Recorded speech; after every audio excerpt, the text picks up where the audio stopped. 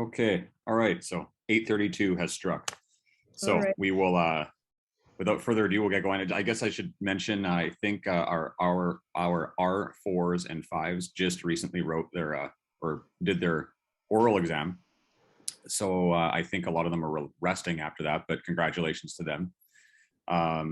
That's the only announcement I have. So we have, I'm not sure if Christine, do you want to do the introduction or? Sure. And I'll start by saying it's too bad if the senior residents are not here, because I think that they could have really benefited from this. So I'm glad it's being recorded. At least they can watch it when they're feeling like they've come down from the cloud of writing the Royal College exams. But so I'd like to also welcome Dr. Sam Daniel, who some of you may have met at the pediatrics side of the hospital. He's an otolaryngologist and head and neck surgeon. But that's not why he's here today. He's here representing the Royal College as an educator for continuous professional development. And in that role, he's won many, many accolades for his work and innovation in medical education. And the reason for this talk is that, as usual, on January 31st every year, I basically spend the entire day trying to log in all my CME hours so that I don't get in trouble with the Royal College.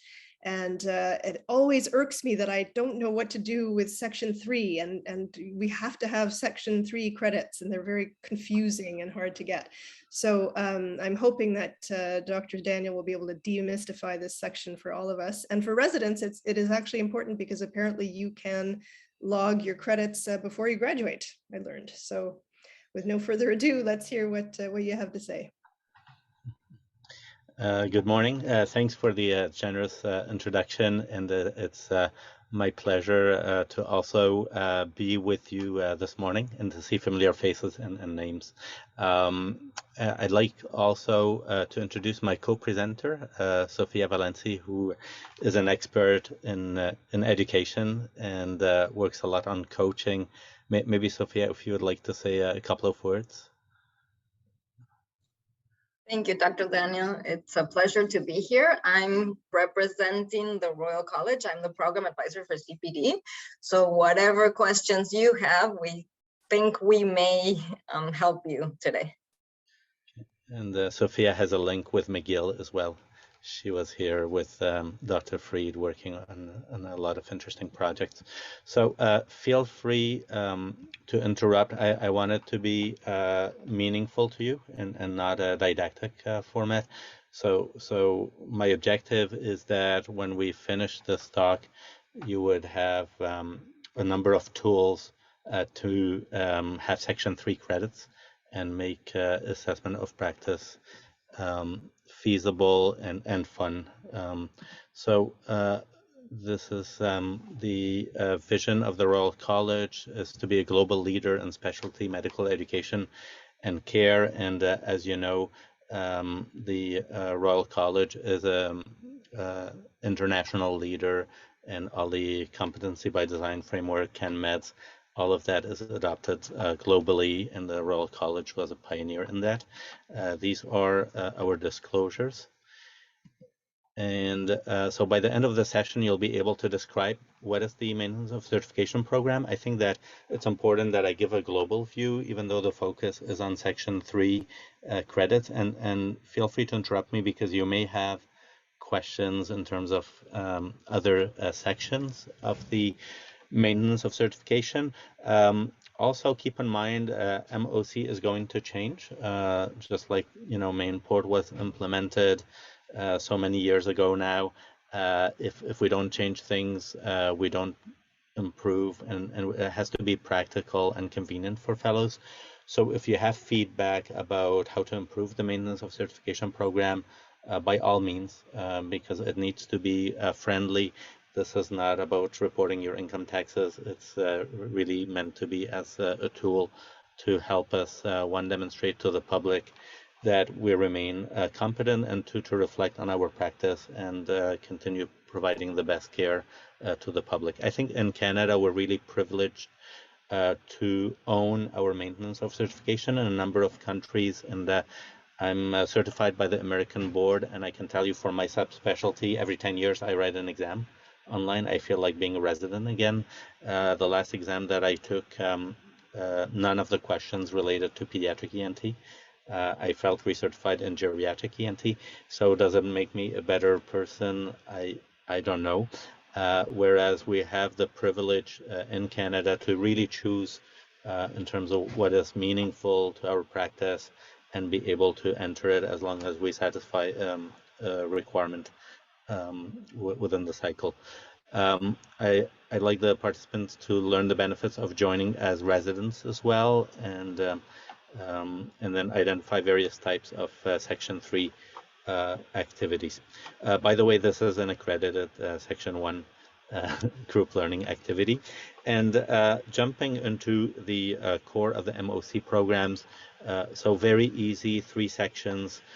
Section 1 is group learning. So any learning you do in a group setting, be it journal clubs, small group session, accredited conferences, courses, counts as a group learning activity. One important subtlety here is unaccredited group learning activities like rounds, journal clubs, small group activities, whereby the organizers didn't have a time or the chance to get the activity accredited, as long as there is no industry sponsorship, counts as well in Section 1. So don't forget if to count those if you do need the credits, with the important distinction that these counts as half credits per hour, and it's for a maximum of 50 credits per cycle. So this is for group learning activities, and I suggest I stop for every subsection and I take questions. Is there any confusion, or do you have any specific questions for group learning activities?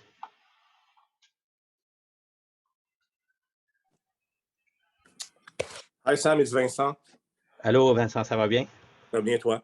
Plaisir de te voir. Ouais, moi aussi. I just want to tell people here that our rounds will be formally also accredited as of, well, they were, but we're going to reapply again for Wednesday morning rounds. So we'll have, because we keep track of who's there, every people presenting will have to submit their 3 objectives. So it's going to be like formally accredited. We have now someone, a chair of the curriculum committee. So it will be just so people can earn formal credits. So great, congratulations. This is a lot of work, and it's credit to the seriousness of your rounds and the work you put in. And for those of you that organize local activities in hospitals, and I know there are a few folks from different hospitals. If you have division rounds that are educational, you could have self accreditation without having to go through university or through an accreditation office.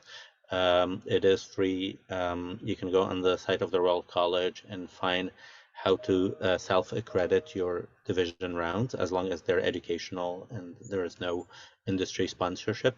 If you want another easy way to do it, contact the FMSQ. We have an automatic online form that you could fill that helps you also get track participation and get certificates.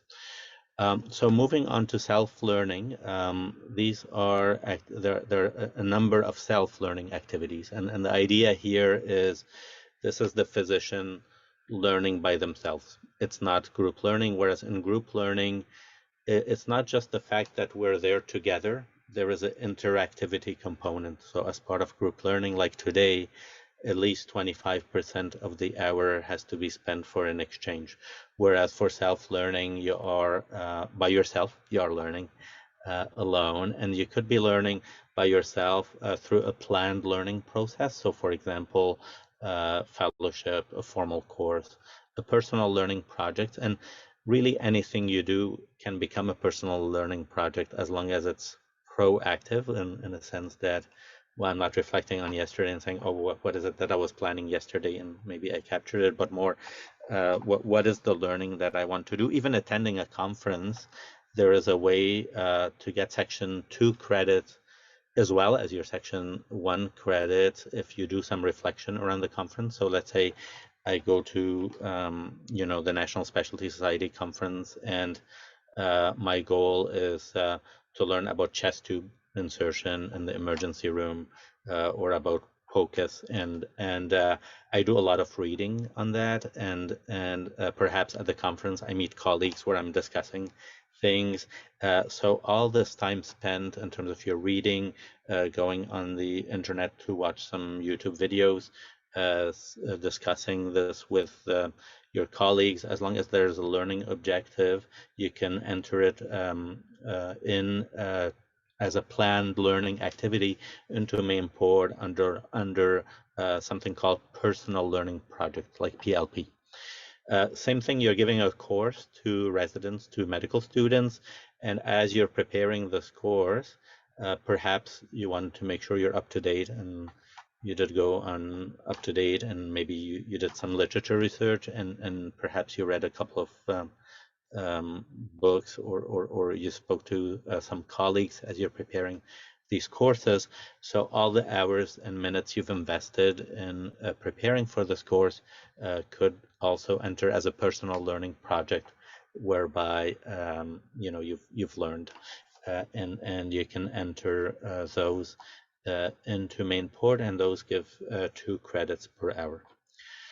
Other types of self-learning are scanning activities. So these are learning activities used to enhance our awareness in terms of new evidence, perspectives, or discoveries. For example, this is, we get more and more electronically, but sometimes by mail you get some journals, and you may want to scan the journal and read a few articles that seem of interest you, reading a book chapter, also podcast, audio, video, internet searching, up-to-date Dynamed and poems. And then all of these are types of self-learning activities, and you can claim a number of credits. And you don't have to, like when you look at reading a journal article, you don't have to be necessarily entering each article at a time and doing one. The idea is not to make it tedious. So if let's say there is a common theme and you read on that, you can just enter it as a personal learning project for all your readings throughout the year on this topic. Systems learning. So this is learning that is also a self-learning, but it is a learning that is stimulated by participating in activities such as patient safety, continuous quality improvement, clinical guidelines, so setting practice standards, assessment tool, strategy development, examination, or peer review process. So this is like you're on a QI committee, you participate on the residency program committee, you are in your hospital officially designated by your chief of service to develop some guidelines, or by the hospital. And then you're developing exams for residents or students. You are reviewing on a granting agency, or you are a peer reviewer for a journal. So all of these can enter under system learning, and you could claim. So for example, if you're developing clinical practice guidelines, 20 credits per year. Now you may have spent a bit more hours. The idea is not about, again, this is not accounting. It is the fact that you participated in this activity. There are times where there is more than one way to claim things. So as long as there's no double dipping for the same activity, in that you feel that this is fair, it's an honor system. So there's no problem for you. For example, if I give you something concrete, let's say you spent 100 hours developing a clinical practice guideline, and these 100 hours were self-learning activities, where you were reading journals and interacting with colleagues. It is acceptable that instead of entering as a clinical practice guideline development, to enter it as a personal learning project and put all those hours, as long as you can justify them. But it's just clearly different than simply participating on a committee where you're developing guidelines, and perhaps the learning or the self-learning was of less intensity. The same goes, you don't have to enter every single committee you're on. If there is a committee where your contribution is marginal, or is not, in your mind, doesn't justify the 15 credits, I just don't enter it. There's no one that gets extra awards for entering every single credit you do. I'm sure collectively here, some of you bust the credit system and you do like more than what's required in 100 years. So the idea is focus on what is meaningful to you, on something where you put in the maintenance of certification portfolio. Don't waste your time on entering every dot and comma. The idea here is, again, this is something for you as well, and it has to be meaningful. So I'll stop here for self-learning and take any questions. Yeah, it's Ken Doyle. I have a question about how detailed your documentation has to be in case you ever get audited. So for example, do you have to specify the exact number of hours you listen to podcasts, which podcast, when you did it, or do you just say at the end of the year, well, I listened to around 2 hours a month for 24 hours for the year? Like, is it a guesstimate, or do you have to be very detailed in all of your documentation? Yeah, it's a great question, Ken, and it's a balance. It's a fine balance. So you don't have to be exquisitely detailed, and then most of us around here will not get audited. So that's the truth. It's a minority that gets an audit. When you get an audit, then the idea is always picture there's a peer that is questioning you, and if it's something that's reasonable, no one is going to ask you to pull out these articles and show that you've highlighted them. There are times where certain things flag in the system. So if let's say your entire MOC is only on podcasts, and your 250 hours are just a podcast on one topic, I think that in case of an audit, you may be asked to justify that, and maybe you have the right justifications. I mean, the idea is there needs to be a balance, and it's an honor system, but I wouldn't worry about putting a lot of detail. And right now, most of the audits at the Collège des Médecins level relate to folks that have not met the minimum requirement within their platform. And there are 1,000 physicians out of 10,000 specialists right now that are at default for last year.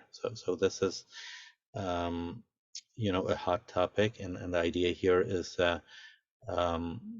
for us to be there for our colleagues. And I wanted to thank Dr. Myers for organizing this today, because it's important not to worry about the detail and look at the big picture and see how we could also improve the system, because as Ken mentioned, sometimes things are not clear, and then how much detail do you need to put in there. So how could we make this better for the next round of main port? And so any ideas you have would be welcome, and would like to improve the system and make it user friendly, because there's always room for improvement in the system. I guess that sort of goes to my next question, which is related, because the Royal College doesn't really have a sort of template or spreadsheet for you to, track everything. So everybody's creating their own little, template, unless they're just doing random recall at the end of the year. So having a template would be nice. Yeah, or a spreadsheet so you can document as you go along. Yeah, I think that's a great idea, and we'll definitely bring it to the working group on enhancing main port. And if you have other ideas, please, by all means, you can email me. I'm at McGill, or there's an email to the Royal College directly as well at the end of this presentation. So moving on to assessment, which is this is the tough. These are the tough credits, and this is an important requirement, because as part of your cycle requirement for the Royal College, as you know, we need to have a minimum of 25 credits in Section 3. And also for our licensing at the Collège des Médecins, there is a requirement of 10 hours of practice assessment, which is like 30 credits of section 3. So it's even a little bit more. The good news is that this is over 5 years. So there's no minimum yearly requirement. So if you haven't had a chance to get a lot of assessment credits yet, hopefully today will leave you equipped with ways to do that and not to worry. Even if the past 3 years you've had 0 section 3 credits, it's okay. You can, as long as you have the 10 hours for the CMQ or 25 credits for the Royal College in section 3. And I'll get into a lot more detail, and Sophia will talk to you about interesting stuff coming up as well with coaching. But in terms of assessment, there are two broad sections, and one is a knowledge assessment. So what are these? Those are programs that are already approved by the Royal College accredited CPD provider organizations that provide data with feedback to physicians. And how do you know something qualifies for that? They have to mention it when you attend the activity. It has to be there. If it's not there, don't take it for granted. And my advice to you is, before, don't ever assume that it will give you that, even if they say that there is feedback or opportunity for feedback. These have to be already pre-approved programs by the Royal College, and there are a number of those depending on the specialty. So per specialty, there are a number of Canadian and American and other international knowledge assessment programs, and I'll cover some of those. Because the other section relates to performance assessment, and these are non-accredited activities in the traditional sense, like no one has filled an application to an accredited provider telling them, please accredit them in section 3, or at least for most of them, and these relate to for example, direct observation, feedback on teaching, annual performance review, and practice assessments. The one exception is for simulation activities in a sim center. Sim centers are accredited, and most of their activities are de facto section 3 because they go through an accreditation process, but it's something that needs to be validated in terms of who's organizing the activity and where it's happening.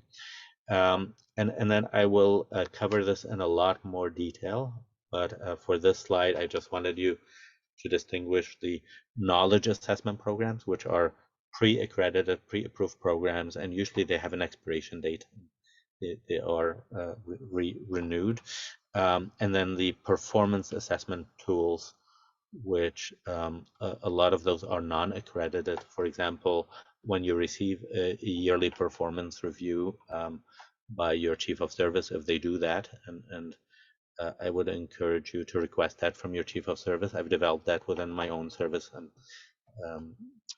head of my division, and for many years I meet, for a coaching session once a year with colleagues, and we go through a process.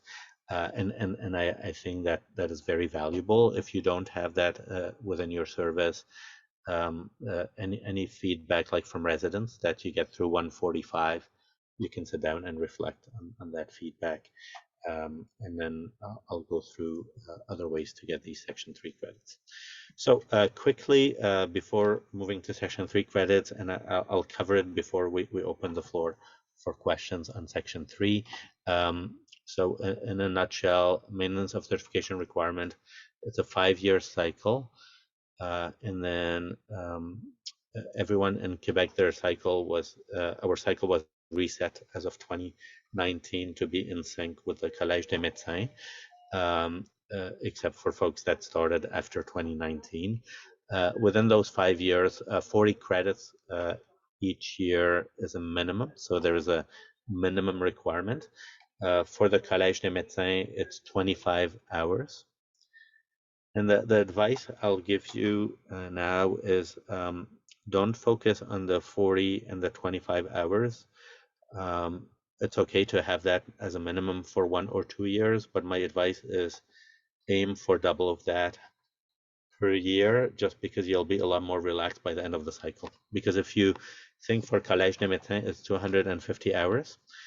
If for a 5-year cycle, if you do the math, 25 hours as a minimum, 25 by 5 is 125.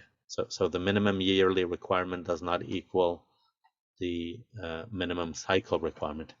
And that was on purpose, because you could have a rough year. Maybe it was, you couldn't do as much MOC as you would like, and that's very acceptable. That's part of life.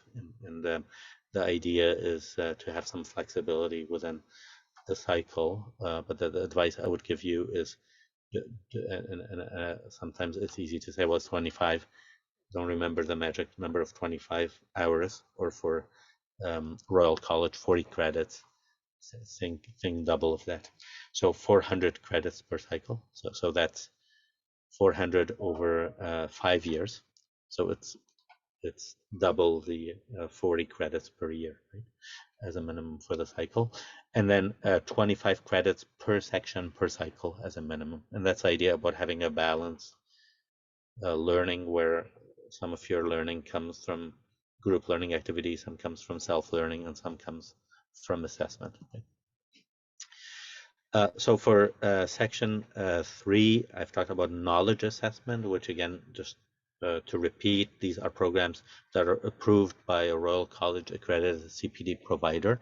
And why we're talking about CPD providers is the Royal College does not necessarily do all the accreditations of every single program. It's not the Royal College that does that. They do have an accreditation office, but the Royal College has transferred the accreditation power or the ability to accredit programs to providers. And who are these providers? Well, these are the universities. So all universities that have a CPD office.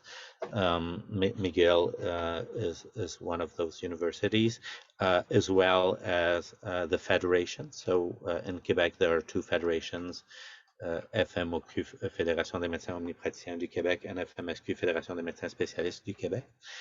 And for FMSQ, there's an accreditation office. Any specialist that wants to have an educational venue that is accredited, because you're a member of the FMSQ, you could reach out to the Bureau d'Accréditation, and they actually help you get your event accredited.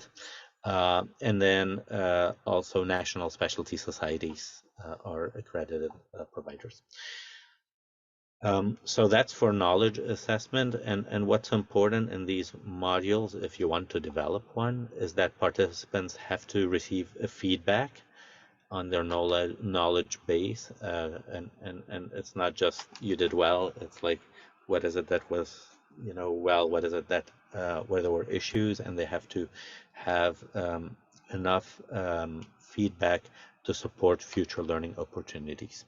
For performance assessment now, and here there's a lot of confusion, and some of it relates to the jargon and the way it's worded in MOC. When it comes to performance assessment, these are activities in which you receive feedback on your performance. So if I tell you very, very concretely, I'm chief of service, I meet my peers, I give them assessment. I cannot get section 3 because I gave my peers an assessment. It's section 2 right now, because providing feedback to your peer is section 2.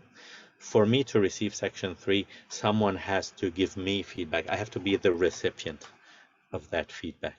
So as a recipient of feedback on my performance, be it in a simulated setting, and simulation doesn't have to be a sim center. It could be your ER, where you may have drills once in a while, or even an ER room where you have a topic that you're simulating, and it doesn't have to be a technique. It could be related to a difficult patient, difficult encounter, patient that leaves the emergency, all sort of things that you could simulate, or it could be an actual practice environment. So for example, you have a colleague or a peer who's watching you perform a skill or have an interaction with a patient, or teach, or who reviews something for you and gives you feedback, and I'll go over specific examples.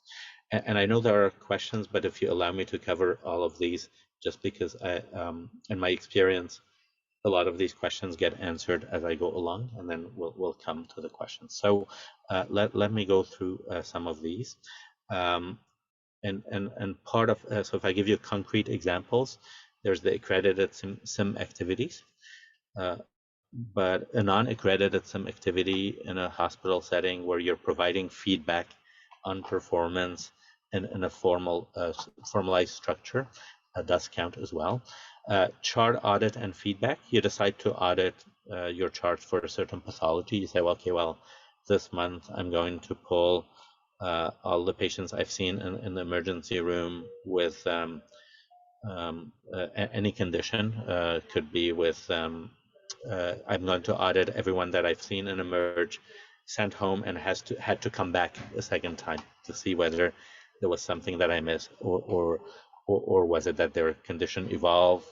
Why did they come back a second time when I discharged them? I'm giving you an example of an audit I saw recently performed by an emergency physician. Another person audited their chart just to ensure that they didn't miss any test result. So they said, for this month, I'm going to pull every evening shift that I did, and look at the charts and see if I've ordered test results where the patients did not have a follow-up on these test results.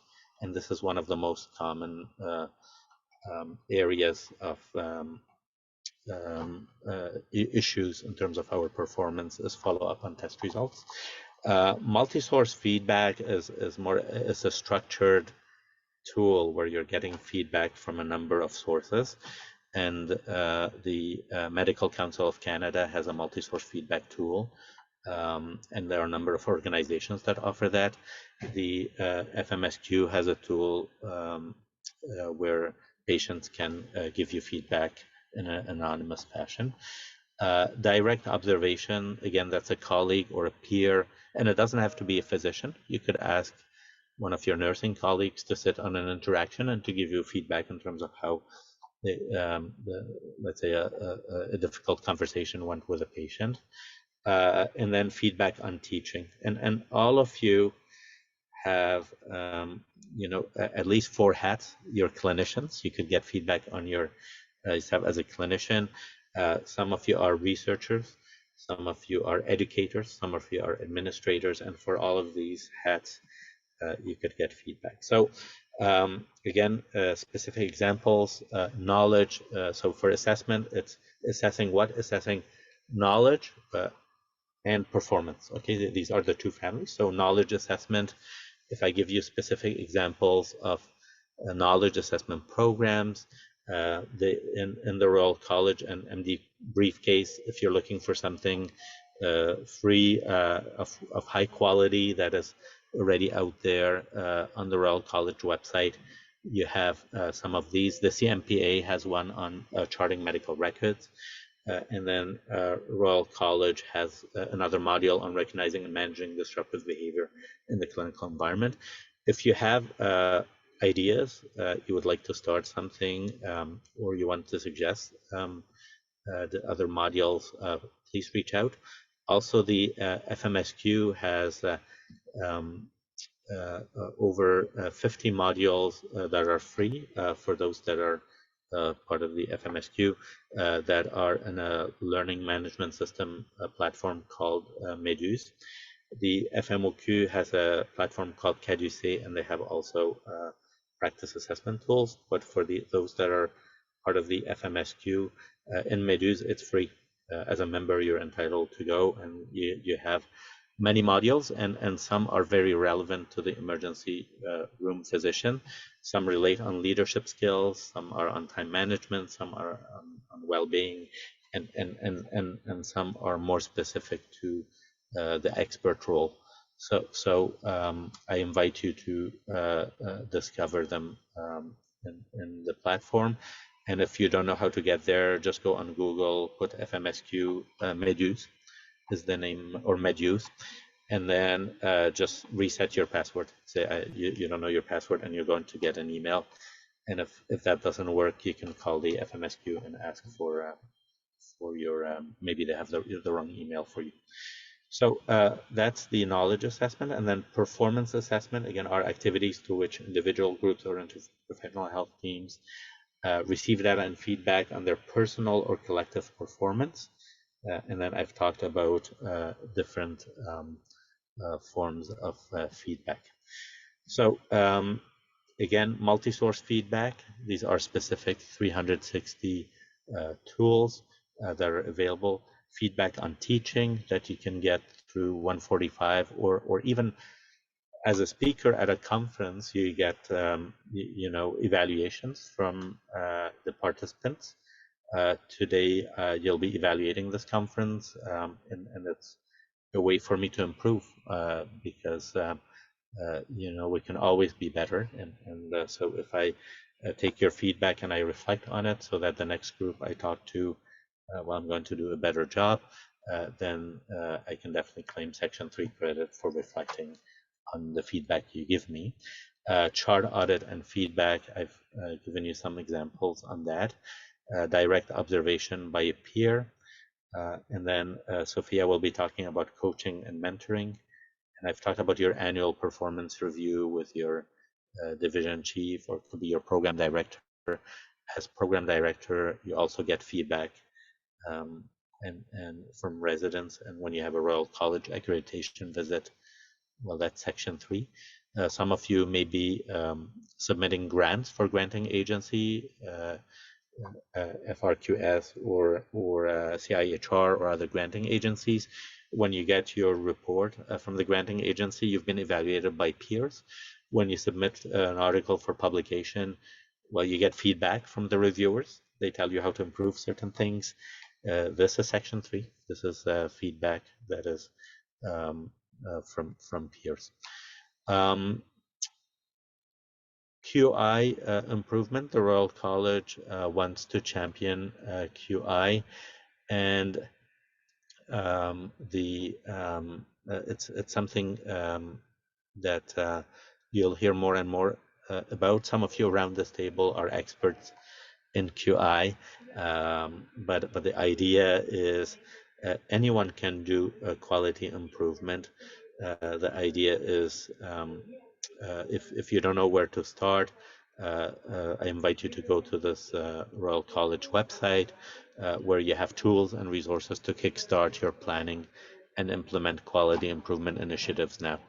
And these could be in the clinical domain, but they could be also in your teaching or research domains. And then where to report QI activities. Once you've done it, you go in Section 3 for the assessment activity, for the assessment component. And just to remind you, every time you do QI, there's also a self-learning, because you're studying your charts, you're reading on the topic, you may be consulting documents. Well, all these hours don't go to waste. They are very much eligible as a personal learning project under self-learning. So don't forget that component, because I see a lot of times where someone spends hundreds of hours and then they report only 2 hours for a program they've been working on for 2 years. No, don't. It's very legit. Do count your hours, and like Ken asked, do you need to have a timer and look every second and minute? No, I mean it's an honor system, and you can estimate the hours that you spend in terms of your self-learning. And then for the assessment activity, well, that's a component where you're really doing the assessment, reflecting on your result, and then assessing the performance. So moving, Sophia, the floor is all yours. And then after Sophia speaks to you, I will very, very quickly show you some practical free tools online, just to give you these tools to assess your practice on a day-to-day basis. Thank you, Dr. Daniel. So something that's not in right now in Section 3, and if you look for it, you're not going to find it, is coaching and mentoring. It is there, but it's kind of under the lines, and you can find it. You can do coaching and mentoring in some way and claim it at Section 3. It's not as easy. So we try to make it easier for you. Obviously, like Dr. Daniel said, it doesn't have to be tedious, and it has to be meaningful. So the idea is, if you're wherever you are, you're doing peer-to-peer coaching or mentoring, or you're doing vertical coaching, it has to be, obviously, it has to be intentional. This is not a hallway conversation that you're having. It's something that has goals. It's something that has direct observation, for example, if it's technical skills, or non-technical skills, you're auditing your charts, but you have someone there that's doing it with you. So in order to be able to do this, you can, as a provider, you have two options. You can get Section 3 direct observation credits by giving feedback, on the chance that you get feedback on how you give feedback. Why we do this? Because we've heard a lot of people say, yeah, well, somebody's giving feedback, but who's telling him or her that their feedback is correct, that they're giving feedback in a correct way, or they're listening to me in a correct way. So if you get feedback on what you're doing during that process, like, you listened to me for 8 seconds and then you interrupted me, and you go and you do something about it, you can claim Section 3 credits in direct observation. If you don't get that feedback, you claim Section 2 credits, just like we're doing right now in peer review. As a coachee, so as a receiver of this feedback or these conversations, or as a mentee, you can claim Section 3 credits either in direct observation, feedback on teaching, or whatever else you're being coached on. The idea here is, it's not really there right now, but as we evolve, it's gonna have a special place in Mainport and in the MOC framework. So that's what we're dipping our toes into now, and that's where we're putting our money at. Thank you so much, and you will hear a lot more on coaching and mentoring, because this has a very important place, and for me will be the future of CPD and an area of growth in the CPD world. So please feel free to reach out to Sophia, because she's the Royal College expert on coaching and mentorship, and Sophia, she's developing. Can I just ask a quick question? It's Joel Turner here. So for this coaching and mentoring, I don't know if you could go back one slide. When you say vertical, if we teach our fellow one-on-one in the emergency department a technical skill, they have to provide us verbally or in written form how we coached. So how is that the feedback of the feedback have to be given? So the feedback of the feedback is, for example, if it sounds like, I'm gonna exaggerate, but if you gave feedback yelling, or like you raised your voice, or you used words that weren't really there, well, you're gonna learn from that feedback, right? We don't normally do that, but that's the idea. If you could get feedback in writing in an anonymous way, it would be better, because it gives psychological safety. You're not going to go after this person because there's still this power dynamic. But if it's just verbal feedback that you're getting on, you know what, you listened to me and my goals for 8 seconds, and then you interrupted me and told me how to do stuff instead of waiting for me to kind of think, that is also feedback that you can take and you can use for your improvement. Does it make sense? Well, is there an area on when we log this coaching that asks us how is the feedback of our teaching provided? No, not right now, no. Okay. So when you log into, it's like your normal Section 3, you go in there and you do the normal reflection. But we do ask you, and that's not in the slide, and that's good that you reminded me, that when you log these credits, you do use, there's a label there you can use. You could put peer coaching or vertical coaching or whatever you're doing, coaching and mentoring, because we want to know if fellows are really doing this and if it's something we should pursue more. Perfect, thank you. Great, thank you. So this is just a quick reminder, which Dr. Myers talked about. So it's January 31st deadline for the Royal College. at the Collège des Médecins, everything has to be before March 31st. I wanted to give you some practical tools, and these are free tools available to you in terms of getting section 3 credits. Some of these tools are bilingual, and if you want to translate some that are not bilingual, by all means, because they're deposited in the LMS in whatever language they were developed. So if you want to develop more English tools, also please reach out. These are free. Anyone can download them.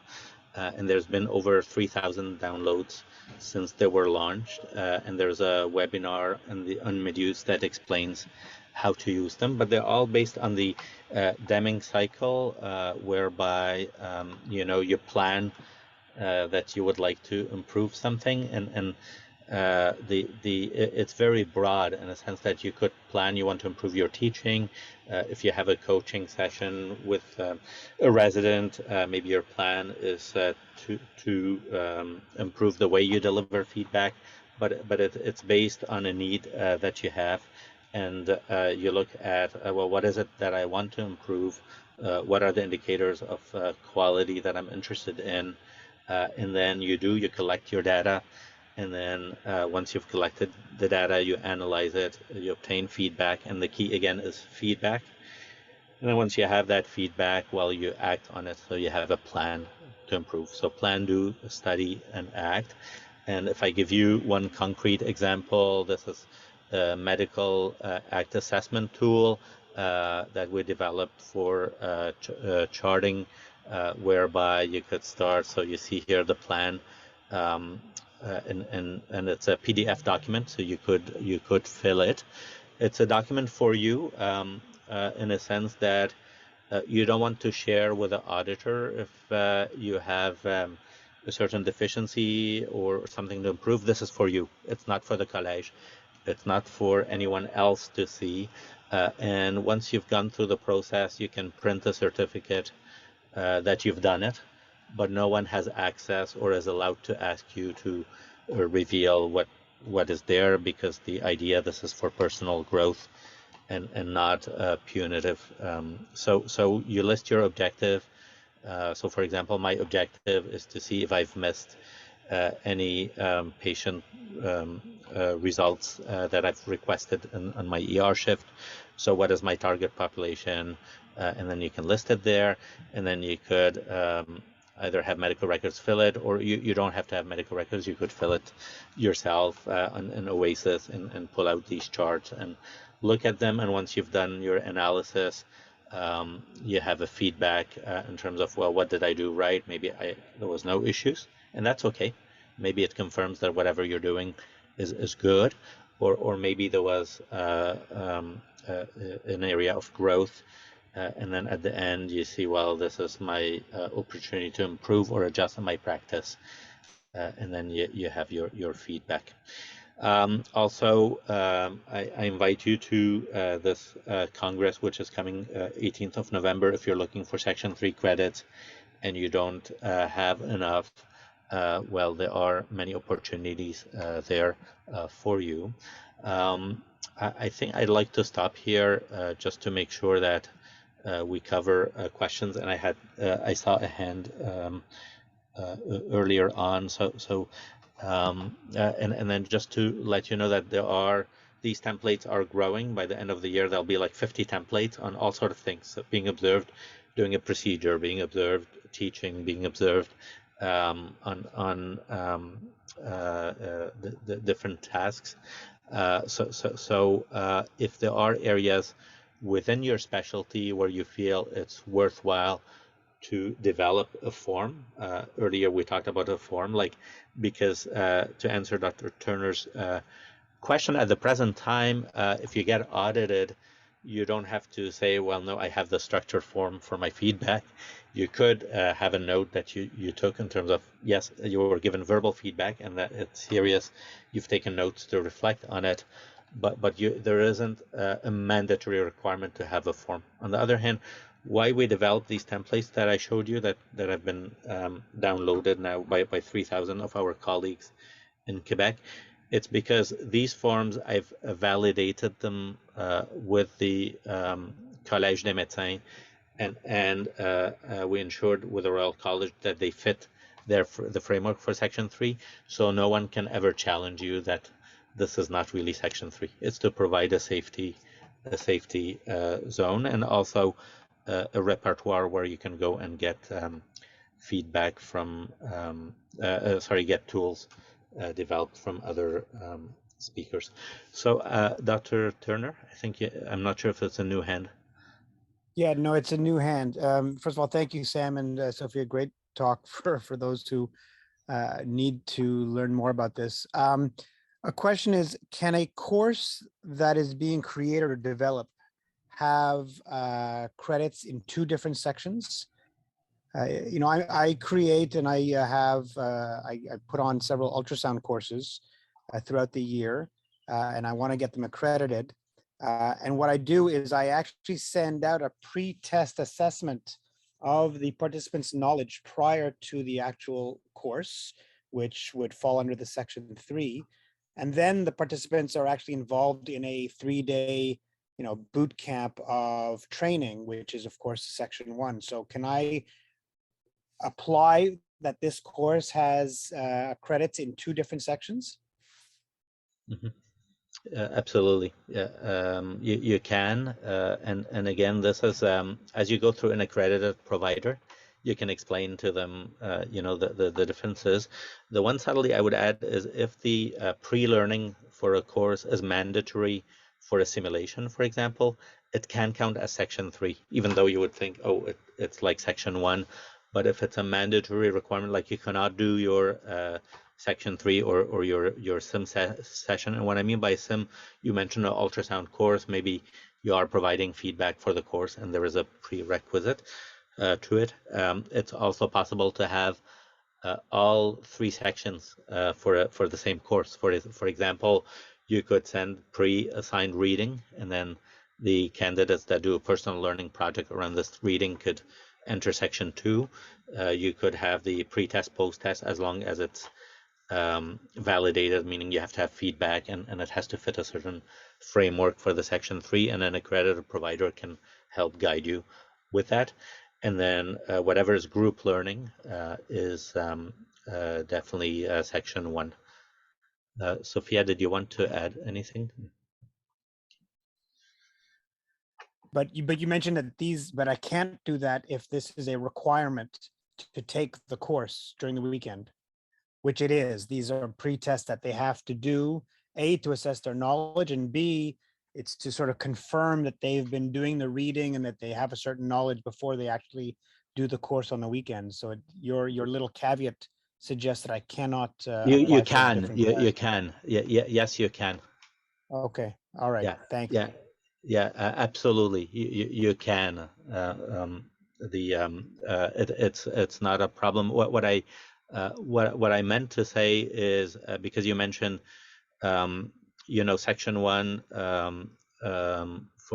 for a part of it in Section 3. What I just wanted to emphasize is there are times where we think something is Section 1, but it does qualify as Section 3 when this is a pre-requirement for a simulation session. In the context you're mentioning, there's no problem at all. You can have Section 3 before and pre-required assignment.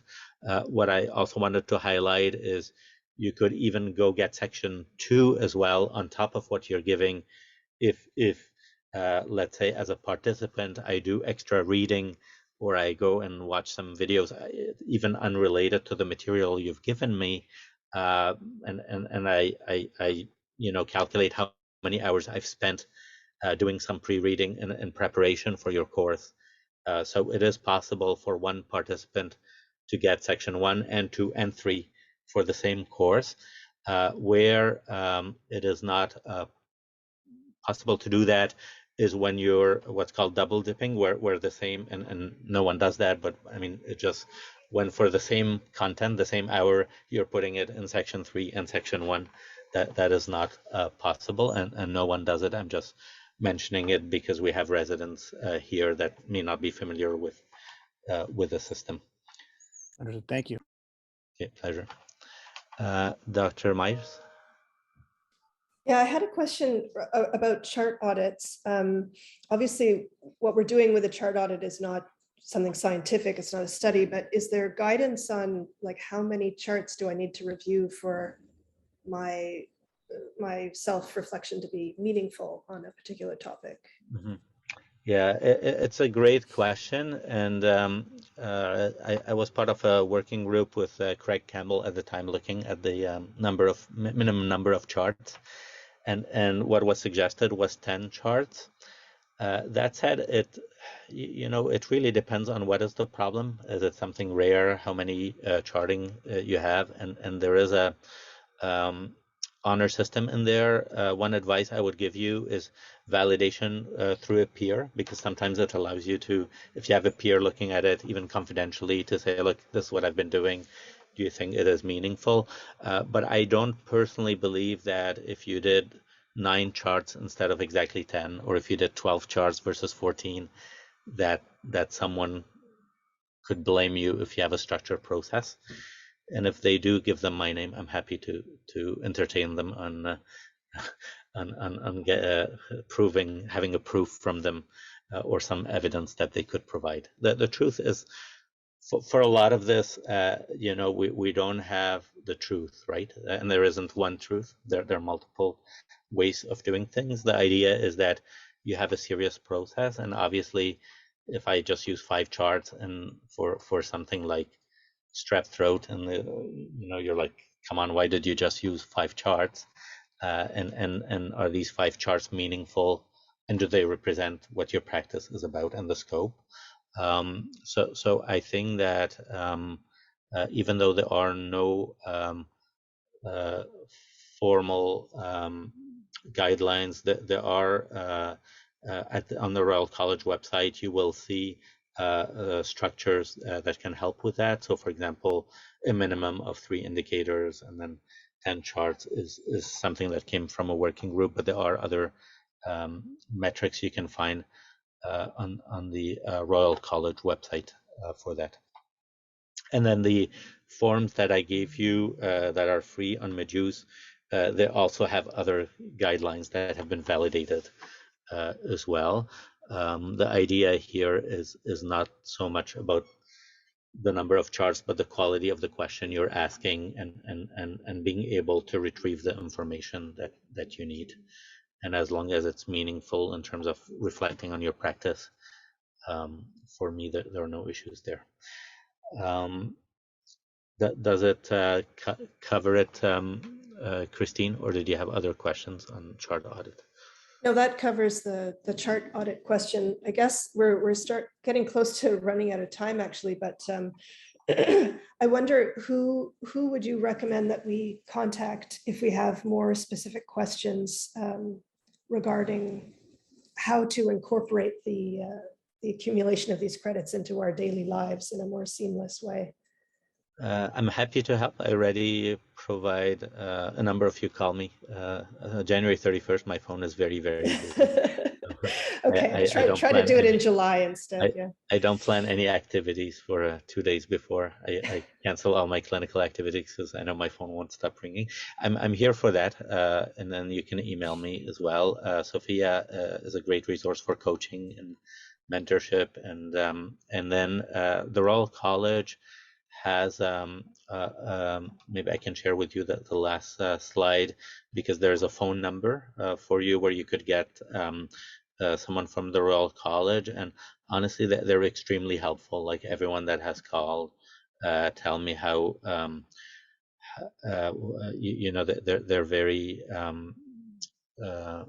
very much there to support the fellows. It's an amazing group, and then you can email them. So the email is cpd@royalcollege.ca, because they could also point you to sections with the Royal College. So you can use this email, and then you have a 1-800 phone number as well that you can call. Maybe we can put it in the chat box so that everyone has it.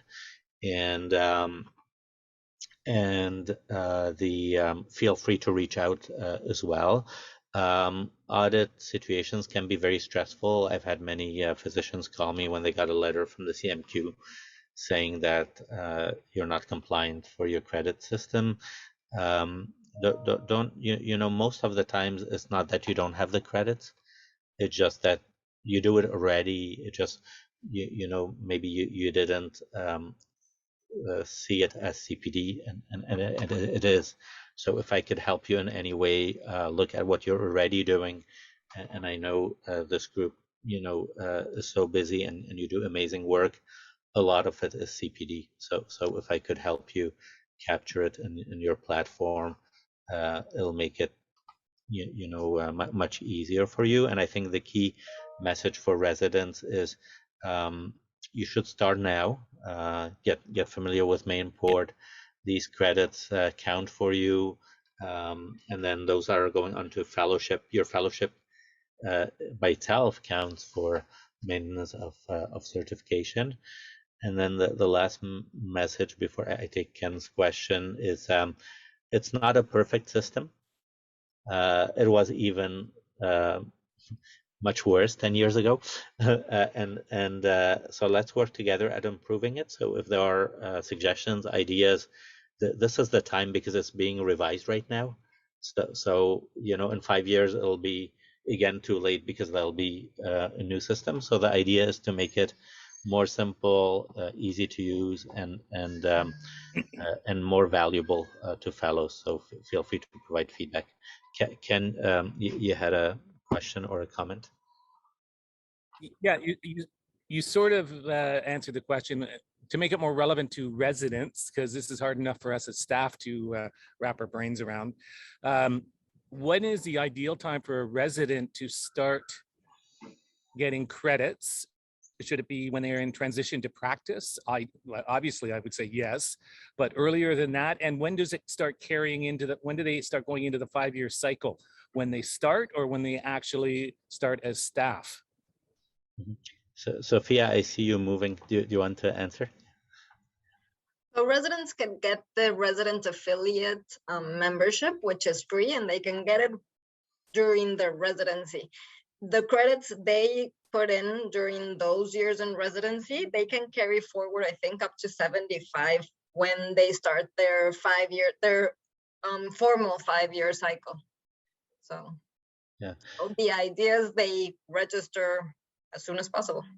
Yeah, that would be my suggestion, because even though they haven't started their clinical transition, they do readings, but you're right, Ken, it might be less meaningful to them before then, but the idea is to get them familiar with the structure. You know, when I have been reaching out confidentially to staff that are starting and who haven't complied with their MOC to see like what's going on, and a lot of them, even as junior staff just starting, had no idea that they had to do this. I mean, that's a fact, because I have helped a number of them through this. So I think the sooner the better. And I think that we need to do a better job. And I speak for my own residents. You know, now I sit down with them and I ensure they have CPD in their curriculum, because it's not something that's necessarily under their radar. So many other things are, like well-being, and then, you know, we and equity and diversity, and so many important topics, and we're seeing like the curriculum is richer these days, a lot more than when I was a resident, when it was very different at the time. That said, I think the sooner the better, and I think when when they start definitely their clinical duties, and to even use it as a learning opportunity in their clinical day-to-day interaction, they get feedback from you as a staff. Well, they could go onto their Mainport and reflect already onto how I could do things better as a resident, and it allows them not only to enter in Mainport, but have a system to support their training and reflect. Okay, well, they get feedback at the end of every shift, so they're going to be entering all the time. But that's great. They'll get a head start as staff because they could translate some of these into their first year of practice. So, Sophia. Just remember that part of the feedback, we all get feedback, but if it's not associated to a PDSA cycle, it's really not that meaningful because you didn't start with a goal and a gap in mind. Yeah, but Ken's feedback is, I was one of his students many years ago. Yeah. So. I was going to say, we always start, with what are their learning objectives for the shift, and the feedback we give at the end should be linked to it. And that would count. Like if we give a learning objective at the beginning of the shift and then we get feedback related to that qualifies, would you say? Or I missed that. You give feedback when? As Dr. Doyle was saying, like at the beginning of the shift, we're asked, like, do you have any learning objectives for this shift? And then at the end of the shift, typically the feedback will revolve around that learning objective. So would that, I've never logged any of these hours before, but would that count, like receiving that feedback that's related to that learning objective that we defined ourselves? Like, does that qualify as something that we could use? Yeah, any structured feedback where like it's following a structure, and for me the simplest structure is the Deming cycle. So you plan, you have an objective there, you do something, and then you get feedback on it, and then after that, well, what do you do with this feedback? Well, this is my plan in terms of how to improve it. So I think if we just teach them the one thing, the Deming wheel, very, very simple. Plan, do, study, act. That's all what they have to know. And in fact, when I look at the FEMRAC, the Federation of Medical Regulatory Authorities, as they're looking at the entire Canadian system in terms of, enhancing physicians' performance, the whole concept is based on this Deming cycle, and it's very easy. And it's amazing how, every year I meet my junior residents, get them to start. No one knows what's the Deming cycle, or at least in my specialty. And then, I walk them through it. And then once they know it, and then they have this framework. And then when they get your feedback, it makes it even like more meaningful to them. Like it's not you're getting the feedback because you're going through my rotation and I have to give you the feedback. I'm getting you this feedback, but you're going to do something about it, because how many residents get the feedback and then they come back in their senior year and then you're still giving the same feedback, and then, well, have they done something about it? And so I think to incorporate it within our curriculum and our way to teach the residents, and having them do their maintenance of certification already also gets them this framework in terms of, well, you know what, it's not when you get your oral college exam that you become an emergency doc. You learn all the time, and already getting them used to, the guidelines you're learning today, well, they may not be the same in 2 years and 5 years and 10 years, and then what a better way to have them use into the system. And I feel as educators here, you're the role models. You're the ones they're seeing, and for me, I've moved away from the concept where initially, CPD appeared like a big burden, and I was like, you have to enter the kind of January 31st, and I was there. It was like a pain, and as I evolved it into, well, how there are certain things we do every day, and how, instead of capturing every single round and entering it, now we have a certificate from our division. You have the rounds for the entire year, and that's okay. So perhaps in terms of having who's your CPD director for your group, and seeing how some of the things you're already doing in terms of making CPD more fun. And then I think what's coming up with coaching and mentoring is very, very exciting, because it'll be another area of growth where we can contribute to helping our colleagues. Perfect. Well, thank you so much. I apologize. I know that this is we'll need to move on, but this has been super interesting. So we thank you so much for answering all of our questions. I'm sure we'll have more as time goes on, but this was great. Well, pleasure. It was nice to be with you, and feel free to reach out anytime. Okay, take Great. care. Thank you both so much. Have a great day. You too. Bye for now. Bye. Okie dokes. So next up, we have Grand Rounds led by Fod. Sorry about the delay there, Fod, but we had lots of questions for that one. So yeah, have fun. Sounds great. Well, it was an interesting talk. So thank you, Jake, and for introducing me. I'm gonna share the slides. Let's see if it's gonna work.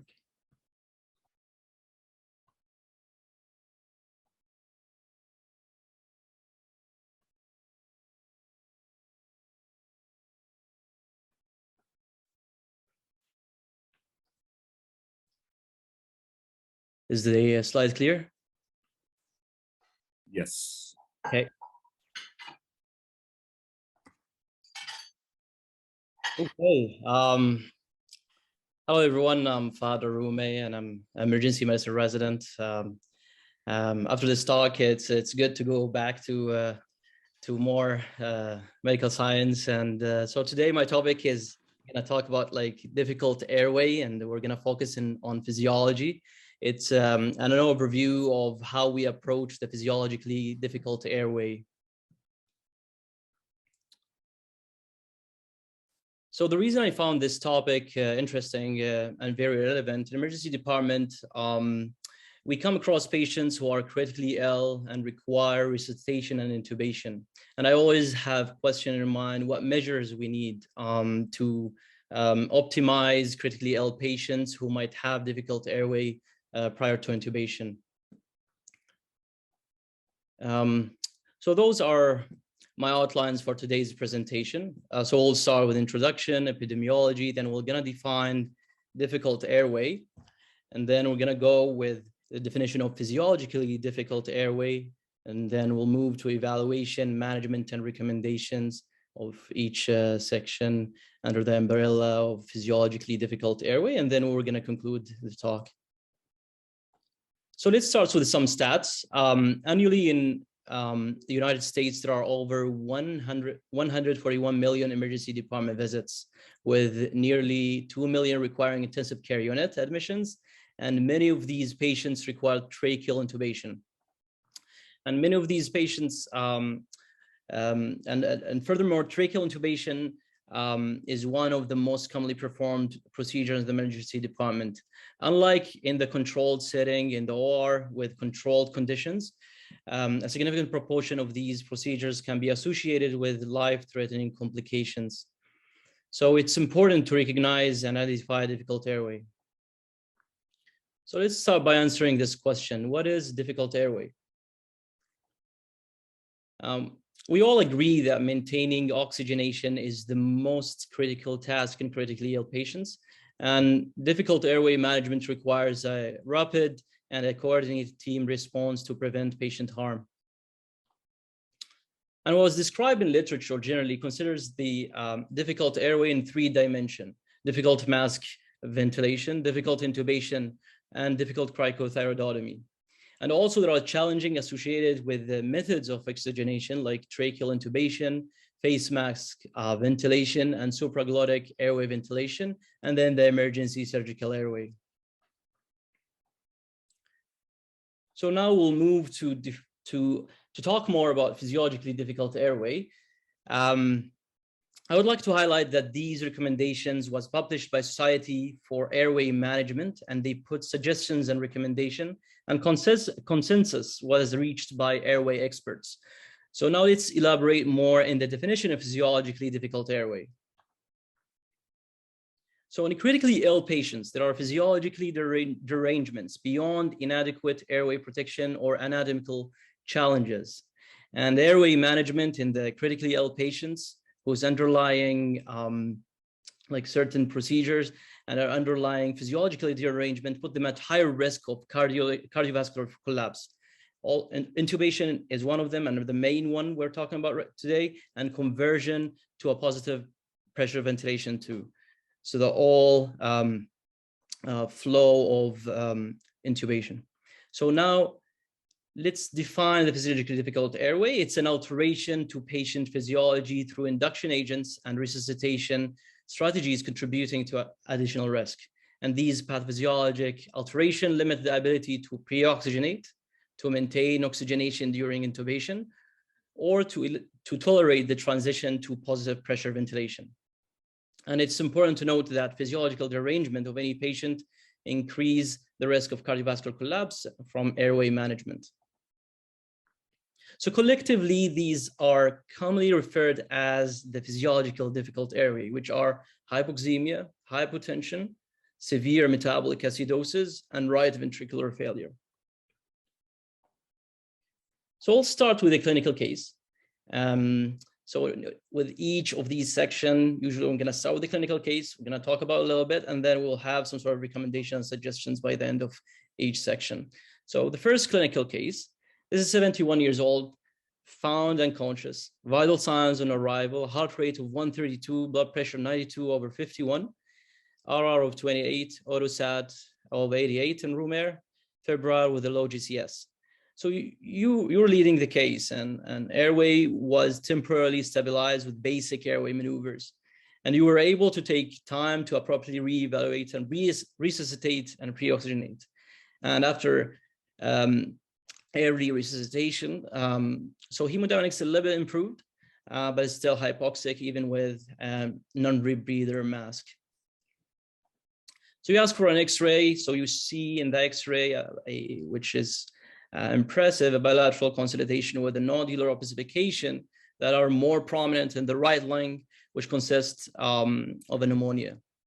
So patient remains unconscious, unable, unconscious and unstable, and you think now it's the right time to proceed with intubation.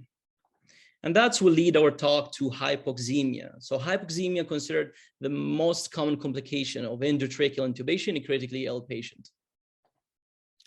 And failure to maintain adequate arterial oxygenation is a common indication for intubation and invasive mechanical ventilation in the emergency department. Acute hypoxemic respiratory failure, most commonly due to many etiologies, but mainly related to disruption of the optimal alveolar capillary gas exchange. And examples would be pneumonia, acute respiratory distress syndrome, and pulmonary edema, whether if it's cardiogenic or non-cardiogenic pulmonary edema. And hypoxemic respiratory failure patients are at higher risk for rapid desat during intubation, which may result in hemodynamic instability, hypoxic brain injury, and potentially a cardiopulmonary arrest. So as this figure, or as illustrated in that figure, there are many disease processes that cause hypoxemia, which might lead to respiratory failure. So we've got VQ mismatch, shunting, hyperventilation, and low inspired oxygenation, or low inspired O2 in the environment.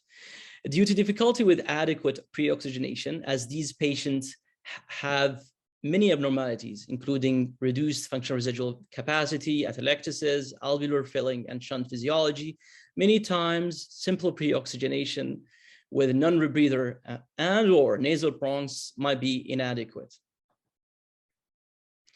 So now, pre-oxygenation should be performed in critically ill patients, and that's common practice that we usually do, and it's already standardized and protocolized. And we use NRB, and there is traditionally a pre-oxygenation that was done using non-rebreather mask with tidal breathing for 3 to 5 minutes. But what recommendations that we have that might improve these patients and leading to have a better or optimized intubation in these cases? So one of the key recommendations, first and most, maximally pre-oxygenate before intubate and resuscitate before intubate.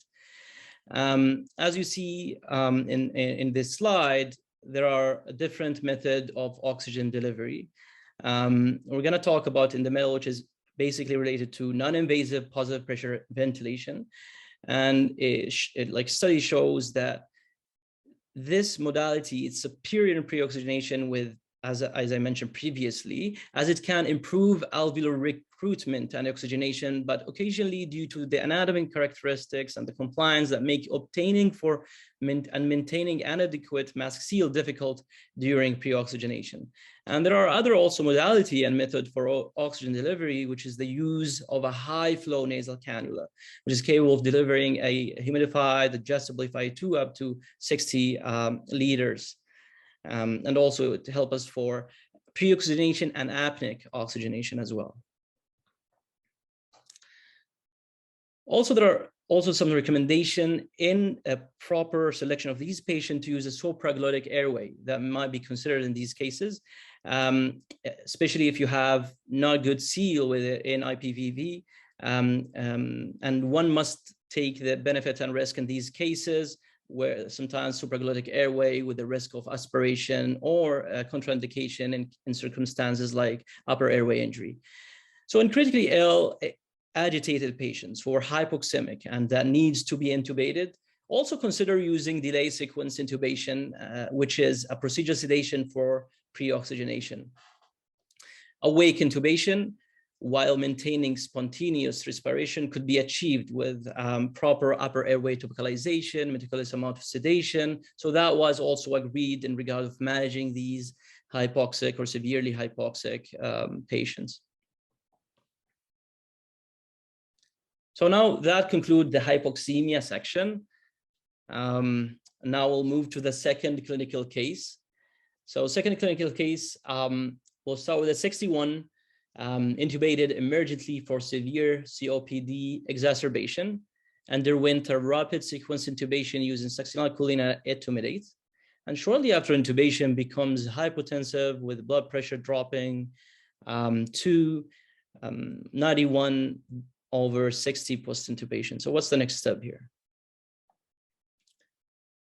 Emergency airway management in the critically ill patient requires consideration of hemodynamics and blood pressure monitoring. And there is now somehow a definition for a state which is a pre-intubation hypotension, even though there is no yet defined definition, but there is almost a criteria for it, which is throughout 30 to 60 minutes during the intubation, you will consider peri-intubation hypotension in systolic blood pressure below 90, a MAB below 65, and a reduction of median systolic blood pressure below of 20, or any vasopressor administration. So those would be a pre-intubation hypotension cases.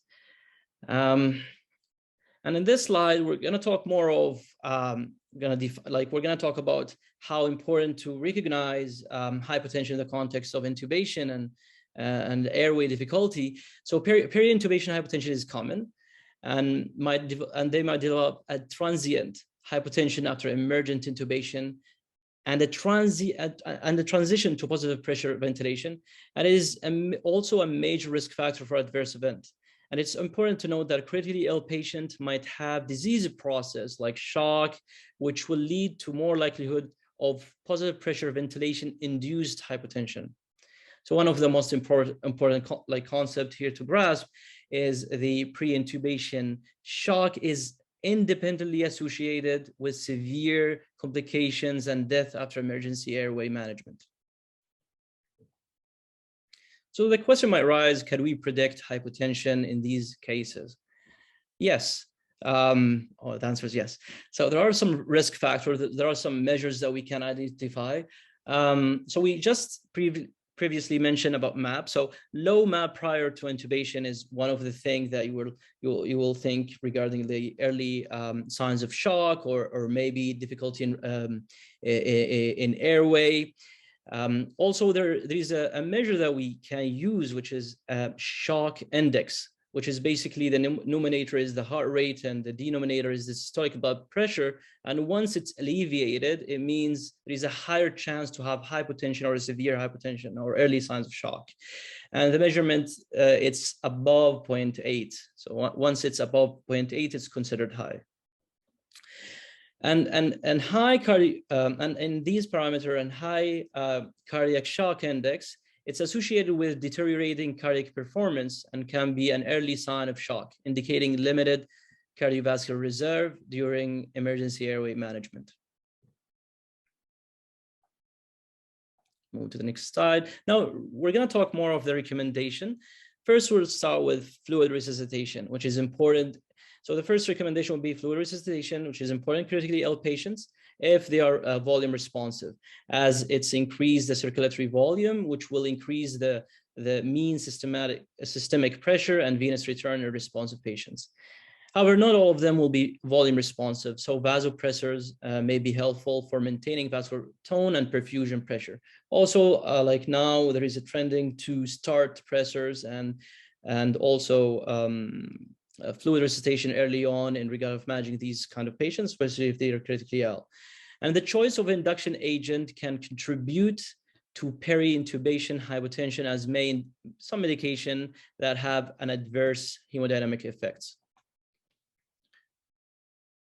So to continue in regard of recommendations and suggestions in cases where you have a refractory or severe hypertension in a patient that you'd like to proceed with intubation, critically ill patient should be hemodynamically optimized prior to intubation.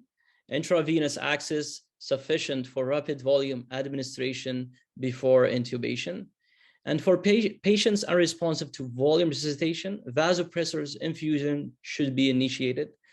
And then hemodynamically stable induction agent should be used when possible.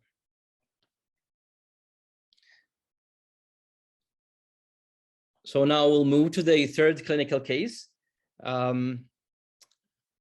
So that's my favorite, probably like clinical vignette, and it's quite interesting. So we'll start with 64 years old, non-scleroderma related pulmonary arterial hypertension, which brought to emergency department with dyspnea and confusion, non-adherent to medications. On vital signs, blood pressure of 90/45 for the low map, an RR of 28, and hypoxic, even though with non-rebreather mask, and a low GCS. On exam, diffuse crackles, delayed capillary refill, cyanosis, peripherally, and lower extremity edema. So what's the next step here? You decided you're gonna do a POCUS cardiac. Gonna try to play it here. Hopefully it will work. Let's see.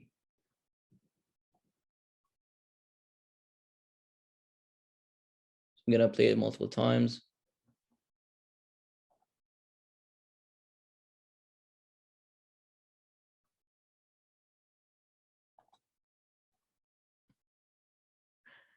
Okay, so what you see here is a dilated right ventricle with a reduced contractility. And also you see intraventricular septum shifted towards the left with a small left ventricle as well. And now that's lead us to right ventricular failure. So right ventricle right ventricle, or RV, normal physiology is a low pressure, high compliance. And emergency airway management in those kind of patients requires consideration of the heart-lung interaction that characterized RV physiology, interacting with venous return, pulmonary vascular resistance, and the cardiac output of the left ventricle.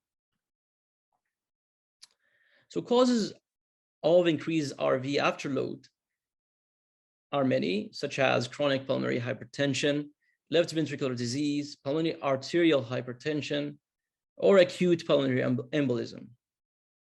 And patients with increased RV afterload often present with RV strain on bedside echo, including also a dilated RV and also a dilated inferior vena cava. So fluid challenge in these patients unlikely to be useful. And RV dysfunction ultimately leads to systematic hypertension and cardiovascular collapse. So it's important also to highlight in these cases where the intrathoracic pressure changes with respiration have an exaggerated effect on hemodynamics in patients with RV failure, which worsen their cardiopulmonary interaction and making intubation extremely risky. So as you see here in this illustration, there is a relationship between RV and intrathoracic pressure and also ventilation mechanics.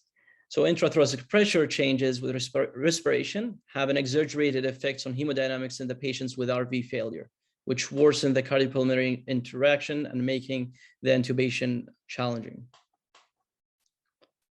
So now we'll move to the key recommendations. So as we did early on, screening and bedside echography and assessment of RV should be performed. Empiric fluid resuscitation without this evaluation can further reduce the RV function and can lead to cardiopulmonary collapse. So the goal of peri-intubation and mechanical ventilation include maintenance of a low mean airway pressure and avoidance of hypoxemia, hypercapnia, acidosis, and you try to increase the RV afterload, try to decrease the RV afterload and maintain systematic blood pressure. Now, hemodynamic optimization by RV afterload reduction agents is also something that you can consider. Using NO and other agents should be performed in patients with RV failure prior to intubation to avoid cardiovascular collapse and also positive pressure ventilation.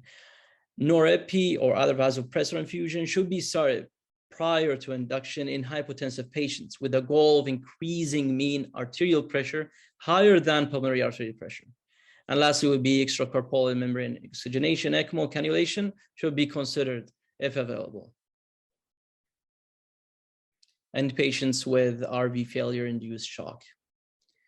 So that concludes the RV failure, and which is one of the special consideration of the physiological derangement of airway difficulty. So now we're gonna move to the fourth clinical case. So this is a 23 insulin-dependent diabetes mellitus who present to the emergency with unclear, generalized shortness of breath, epigastric discomfort for 1 day, and it was referred as a case of suspicion of COVID. Vital signs on arrival, looks unwell, distress, a blood pressure of 100/55, a heart rate of 135, tachypneic, severely tachypneic around 40, Otosat 91 on 3 liters, febrile with a high blood glucose. Lungs, there is a fine crackles in the right lower loop, and a gas that shows severe metabolic acidosis, a pH of 7, and a bicarb of 8, and a lactate of 4.1.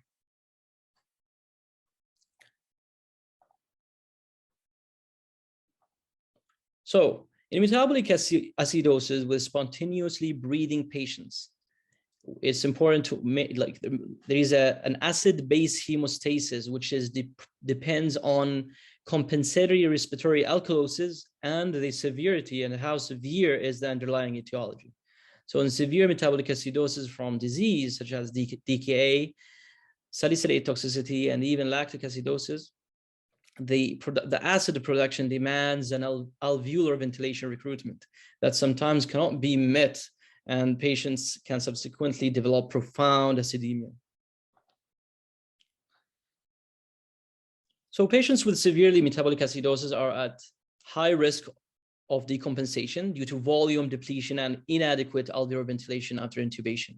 So a brief apneic period can lead to a precipitous drop in pH, giving the loss of already inadequate respiratory compensation. So severe metabolic acidosis in patients requiring intubation, if done incorrectly, can lead to severe cardiac dysrhythmia, hemodynamic instability, and cardiovascular collapse. And now we'll move to recommendations and what was suggested. So in these cases, in severely metabolic acidosis, intubation should be avoided. Consider a short trial of non-invasive positive pressure ventilation while you try to correct the cause of metabolic acidosis. If need for intubation while maintaining a spontaneous respiration is indicated. So try as best as you maintain spontaneous respiration, which is a critical action both during intubation and with mechanical ventilation. And again, if there is a failure until you reach like failure to pre-oxygenate and you need to intubate in these circumstances, then keeping spontaneous ventilation is putting a patient in a vent machine and a pressure targeted mode, such as pressure support ventilation or pressure control, may allow to better patient ventilation synchrony and maintenance of the minute ventilation. Just special consideration in regard of air trapping especially giving high rates of tidal volumes. And also watch out for respiratory muscle fatigue, which will result of loss of compensation.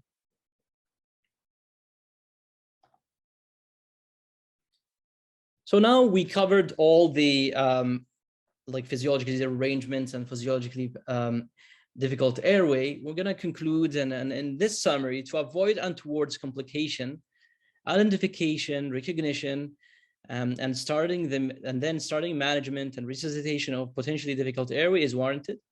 And the term difficult airway referred to identifying anatomic, like it's used to be the, or let's say conventionally or traditionally, the term difficult airway referred to identifying anatomic characteristics of the patient that make either visualizing the glottic opening or placement of the tracheal tube through the vocal cords difficulty. So physiology, the arrangement of the patient also, and this is one of the things that are important to know, physiological arrangement of the patients increases the risk of cardiovascular collapse from airway management. And we talked about the 4 physiologically difficult airway described, which include hypoxemia, hypotension, right ventricular failure, and severe metabolic acidosis. So the literature suggests that critically ill patients with physiologically difficult airway continue to suffer serious adverse events. Physiologically difficult airway still lacks clear approach and guidance, like what anatomically difficult airway has. And that's conclude my talk. These are the references. Thank you if you have any questions or comments.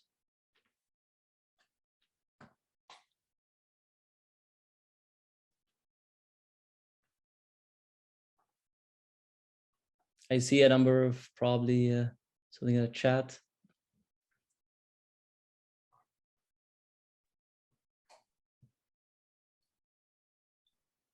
Oh, there we go. Dr. Heather Coombs, her hand up.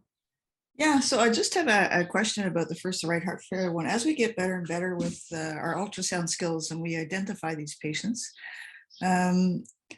we all understand, I think, the pressors part, but the actual practical application of nitrous oxide or nitrox, or I think that was the suggestion you had in that part of the presentation. What is your approach to that in a practical sense? Thank you for the question. Actually, in regard of nitrous oxide, I never seen it in adult emergency department, but it's something that maybe we can discuss with anesthesia if it's available. I don't think it has a difficulty to have it in our emergency department settings. I remember I saw only one case, but it's not related to RV failure, though. It's commonly used in pediatric emergency department, though, for certain cases that needs to be done. So I found it might be not hard to get tool or instrument or equipment for these cases, but I never seen it in adult emergency department before. Okay, it was just my question. Did you have a protocol for that, or had you seen it used? Okay, thank you. Thank you.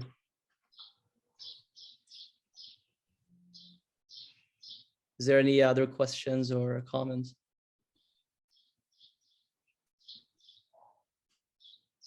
All right. Well, thank you, Fahd, for that review. It's great.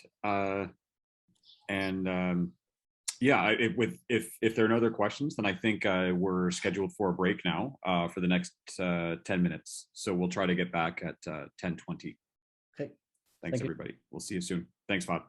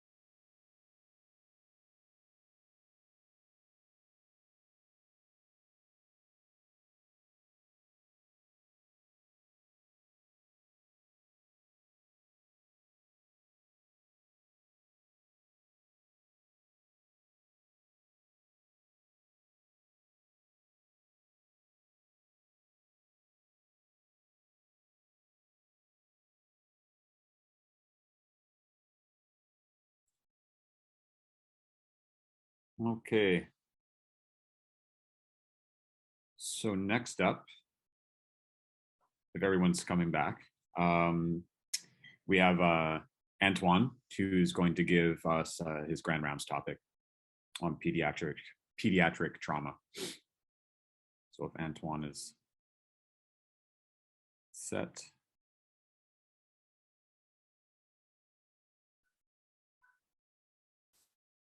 Maybe it's just a bathroom break.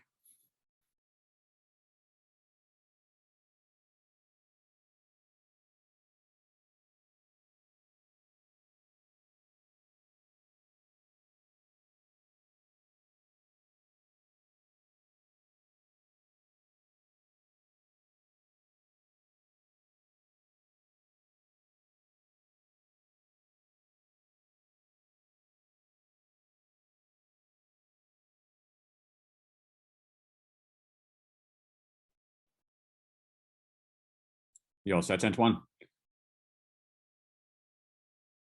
He's got his serious beard now. He looks set. Hey guys. I have a long beard simply because I'm in trauma, so I don't even have the time to shave. You just want to look like a grown-up. That's a great excuse, Antoine. Great excuse. Go for it. All right. You all set for your presentation? Yep. Okay, go for it. All right. And like this, you see everything? Yeah. Sweet. All right, so I'm Antoine Perron. I'm a R2 in the eMERGE program, for those who don't know me. And today is my grand round, and my topic is pediatric trauma. So first thing first, disclaimer, in no way this presentation is gonna replace a full 2-year fellowship in pediatric trauma, but I'll try at least to make my best so that you feel way more comfortable when seeing a pediatric case. So just for your information, I remember doing a ped sim, and it was a trauma. Dr. Nemeth was actually the nurse pushing me on every single detail that I clearly did not know. And Audrey was actually, she was the distraught mother that was asking a lot of questions and stuff. And in my mind, even those two were stressing me on all those stuff, I could just remember that I knew nothing about pediatric trauma. So this is why I'm gonna do this presentation, and I hope it will help you enough so that next time you are in this kind of situation, hopefully you'll get into this kind of situation where you're way more into control and you know what you're doing, and it's gonna be an easy cruise. So jokes aside, the objectives today will be to review the anatomic and physiological differences in the PEDS, and I'll use the ABCDE structure to kind of make it a bit easier for you guys to understand all those differences and at what step they actually intervene. And try at least, I would say, challenge for you guys on your side and also to keep you engaged is to try to at least remember one trick per letter. That will make it easier for you guys. Then we'll see also about the C-spine and pediatric blood transfusion. So epidemiologically, pediatric trauma is the leading cause of death in the children. Half of those are in MVCs, and the main mechanism from which death is caused is head trauma. So pediatric trauma is certainly not smaller traumas and not in smaller adults. So as I said, we'll decorticate it into A, B, C, D, E. So airway, a little bit like Fad mentioned, there can be some tricky airways. So the big differences in the pediatric is that when they're younger, they have a larger occiput, and therefore, when you put them on a flatbed, you'll have this will lower their chin and they will obstruct. So to palliate that, you can, yes, lift the chin, but also the younger they are, the more padding you'll need to put under the shoulders. And that will actually make it easier for you to ventilate the kid. Though, when you'll have to intubate, you'll need to change this positioning and put more padding under the head so that their head is more into what we know as the sniffing position. This will allow a better visualization of their airway that is higher and more interior. Also, you can use a straight Miller to kind of get that floppy epiglottis out of the way, so you have a better visualization of the chords. Also, we might know croup, but why do they have croup? It's simply because their narrowest point of their airway is actually just below the chords. And that creates the stridor that we hear when they actually have croup. That is not the case in adults. The chords are actually the narrowest in adults. So therefore, that's why we use uncuffed tubes, because once you pass the chords, because it is narrower, it will actually create that seal. If you use a cuff though, you need to be careful and not necessarily inflate it all the way through, because sometimes that would create ischemia because of the pressure. So you have to use either a manometer or you increase the volume into that balloon up until you don't hear an air leak anymore with your stethoscope. After that, also they have a smaller cricothyroid membrane, which make surgical airway more difficult. So you won't use the classic scalpel and get your airway like this. You can just go with a needle. That usually is also a good trick. And also when, because in pediatric, they are very dependent on their diaphragm, overinsufflation when you bag will create gastric distension, and that will pressure on your, will create some pressure on your diaphragm, and they will have difficulty to fully expand their lungs. So you have to be careful on that. And other things that overventilate can cause is because they will have higher pressure, they will have decreased blood return also. And finally, be careful whenever you bag, because we're used in adult at that CE positioning of our hands.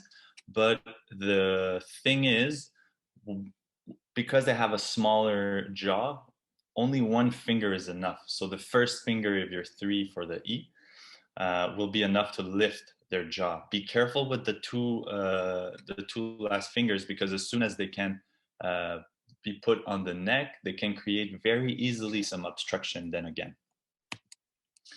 Then into the breathing, we all know those classic clinical signs that we've been taught: tachypnea, nasal flaring. The younger they are, they'll have indrawing, paroxysmal breathing. So you'll see the abdomen and this dysynchrony between the abdomen and the chest. And that usually is a good sign of impending respiratory failure. And at the end, they'll go into bradypnea, which is usually a good sign that they don't have the energy anymore to kind of breathe. All of that is mainly because they have a barrel-shaped chest. This means that their only way to cope is actually just to breathe faster, because the shape of their chest makes expansion by itself harder. So the only way to palliate that is just to go faster. Then, as I said earlier, be careful when you use bag mask. Only go up until you see a chest rise on both sides, because if you do too much, gastric distension, risk of aspirating, pulmonary extension that is decreased, and decreased venous return, as I said earlier. Then also you have to think, because they have a higher metabolism and they'll have less pulmonary reserve, that will create a higher O2 consumption. They'll go through it very fastly, so you have to be careful for desaturations. That's why some people suggest, when you actually do a rapid sequence intubation, to use nasal prongs at the same time, so that you buy yourself a little bit more time and you're less stressed. So that's a nice segue into the RSI. So equipment size, there are all those fancy formulas, but on the pulse card and even on the Broselow tape, you have to size for every age or weight of the kid, all right? But just so you guys know, if ever they put it in the exam, 4 plus age times 4, that's your size for cuff. You retrieve 0.5, that will give you the uncuffed. And then if you want to know if you're at the good place as for depth, you just go 3 times the size of the tube. And bonus, I know I'm not going to be talking about chest tubes today and pneumothoraces, but it's 4 times the chest tube size is 4 times the ETT tube size. Then the agents that you can use. After doing my peds anesthesia, I had a lot of discussions with the anesthetists, and most of them actually use rocuronium.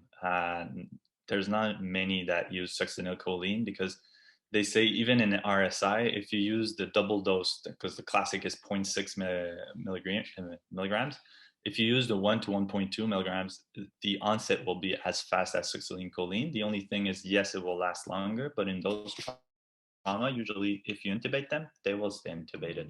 So that's not a main issue. Then for other induction agents, you can use ketamine and also propofol, both of them 1 to 2 milligrams per kilo. But just think that in trauma, you expect some sort of a low BP because of hypovolemic shock. So you should resuscitate properly before using propofol, because as we all know, this causes hypotension. Then also a neat trick is because in around 1 year old, they have a stronger vagal tone. You have to be careful for bradycardia. So therefore, keep some atropine not too far. We never know, it might become useful. So then into circulation. So in the pediatric population, it's mainly the heart rate that keeps the cardiac output.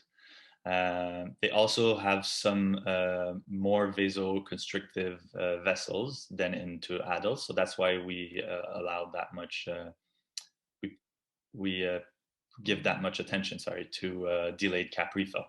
But you mostly have to look at the heart rate. If ever you see hypotension, you're kind of late in the game, so you'll have to be more aggressive. Then also you have to think more into trauma, because of their size and they have less protection with their muscles and with the chest. You have to think that they can be more prone to severe intrathoracic and intra-abdominal injuries. So as the chest is more flexible, if you see broken ribs, it means that it was a more severe mechanism. Also, thoracic injury patients are 20-fold more at risk for mortality. And also now for abdomen, you have to think about lap belt injuries that will create some mesenteric and renal injuries, and also some chance fracture where you see the whole vertebra getting cut into two because of this fulcrum around the lap belt. Then the handlebar injury, you'll have to think about spleen laceration and also gastric and duodenal hematomas, that usually those two will tend to present a little bit later on. So you have to keep in mind that a kid who fell his bike, who presents a day or maybe even 2 days later, you have to keep that in mind, that the trauma could still be the cause. After that, into disabilities, our vital sign in this one is more the higher is the glucose. So as those kids have a higher glucose consumption, you have to watch for hypoglycemia even during the case, even though you had a normal glycemia in the beginning. Then use the AVPU, that is basically alert, response to verbal stimuli, painful stimuli, or unresponsive. And then you can have the modified Glasgow score, which is a little bit more complicated because of all those age thresholds. And even in the adult, where there's only one class, we always hesitate between, is it really a 12 or 13? So I put it there, but mainly the big differences will be in the eye opening. It's going to be to verbal command versus to shout. And the motor response, it's going to be obey commands versus spontaneous when they're a little baby. And then for all the verbal response, I'll let you guys go through it. Then also in your disability survey, you'll just quickly look at the pupils. And then pain, you can always use fentanyl, so 1 to 2 micrograms per kilo, and then start them on a drip. We often forget that fentanyl is actually quite quick onset, but also quick offset. So if you start treating their pain and you just thought of it once during the case, they might get pain around the end of the case. Then with your neuro exam, you also have to be careful for elevated ICP. If ever you see signs of herniation of Cushing triad, then you can start them on hypertonic saline at 6.5 to 10 cc per kg, or you can also give mannitol. If the trauma allows it, elevate the head of the bed 15 to 30 degrees. Either just put them into a sitting position, but if you have spine precaution, just flip the whole bed. And also aim for a PCO2 around 30 to 35. Saint Justin actually says up to 25 so that you really hyperventilate. Then you can try to keep the CCP around 50, which would actually be 70 in the adults, so just be careful. Now, exposure. Because kids have a higher body area, you have to be careful that they might get into hypothermia. So whenever you get into this exposure phase, do it quickly and don't be shy about using warm fluid, blankets, rear warmer, bear huggers. Just throw the whole kitchen sink, because the last thing you want is them to get hypothermic. And then that actually, studies have shown that it worsens their outcome. They'll have worsened acidosis, and it's just so easy to not get there. And then some people will say that the fast should be all into the A, B, C, D, E, or some people will add it at the F. But in the peds, I think they still need a few more studies to actually show how useful it is, because for now they have proven that it doesn't change much either in thoracic trauma or even in abdominal trauma. So here they say that even if you have a positive FAST, it is not necessarily an indication for surgery in the stable pediatric patient. Of course, if you have an unstable patient, you have a positive FAST, you can bring him straight for OR, because either case, he's going to be too unstable for the CT. But if he's stable enough, the surgeons will want a CT, and therefore he will go to CT and they'll have the answer. So don't spend too much time doing FAST in peds, because for now, it is not a game changer. So now that we've plowed through the A, B, C, D, E, I'll throw myself into the C-spine. So they have injuries that are into a bimodal peak. So first you'll have the 2 to 4 years old group, and then you'll have another peak more towards the 12 to 15 years old. You have to understand that the reason why you have those two peaks is that there are multiple changes that happen in childhood. And around 8 to 10 years old, the cervical anatomy starts to look a little bit more like the adult, and therefore they'll have injuries that are more like the adults. But when they're younger, they will have fractures that are mostly C3 and above. So why that is simply because they have a larger head to body ratio. They have weaker neck muscles, so they're less able to protect from whiplash and those kind of high velocity trauma. And they also have more elastic ligaments. They have delayed ossification and fusions of multiple cervical bones. And as I said a bit earlier, everything starts to change around 8 years old, but it's mainly because the fulcrum point in the neck is more around C3. So therefore, when they're younger than 8, that's why they have those kind of injuries, C3 and above. And in children from 8 to 10 years old, 40% of them will have a normal pseudo-subluxation of C2 to C3. You have to think about spinal cord injury. So whenever you'll have paralysis, perceived paresthesia, ptosis, torticollis, and even priapism, those are signs with high correlation to SCI. And also you have to think it is not because they don't have it now that they didn't have it before. So if ever they mention having one of those symptoms prior to being into the emerge, it is still in high correlation with SCI, even though it is now resolved. Then you have to think about incomplete versus complete. So complete, they will still have some neuro functions, while on the complete, they will have no neurofunctions, but you need multiple assessments because you want to rule out a possible spinal shock. Once you've done those assessments 24 hours and they still do have it, then you have a spinal cord injury. Then you have to think about direct versus indirect. Into direct, it's when it's the initial, it's irreversible. Usually it's going to be by straight blunt trauma or just a section. You have those kind of more impressive mechanism. And then indirect, usually it's going to be more by ischemia, by a bleed, by the swelling in there. And that usually, those causes are more reversible if you're able to act on it fast. Then you have this entity that for me scares me. So you have the spinal cord injury without radiographic abnormalities. And that beast was actually defined prior to MRI, but fortunately enough, we can see it on MRI. But still, with a normal X-ray, you could be tricked.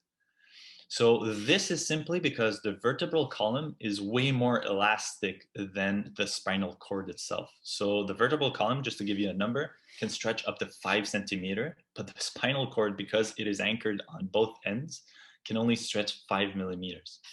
So therefore, if you have a higher mechanism and it goes just a little bit more than 5 millimeters, you can have some tear into your spinal cord that will not be caused by anything positive on your X-ray.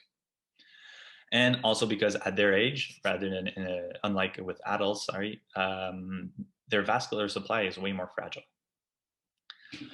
You have to think of CWORA if you have a head, neck, back trauma, if you have high-speed MVC or fall from a height on the head. And also, if usually they say that this would be caused if you have a transient vertebral displacement. Then the other thing that is very scary about this entity is that they can present up to 4 days after the trauma. So again, this is why it is very important to ask if any recent trauma happened whenever you do a survey on those patients. So when do we image? So the Neurosurgery Association actually did, I think in 2017, they did a large study to just go back through the guidelines.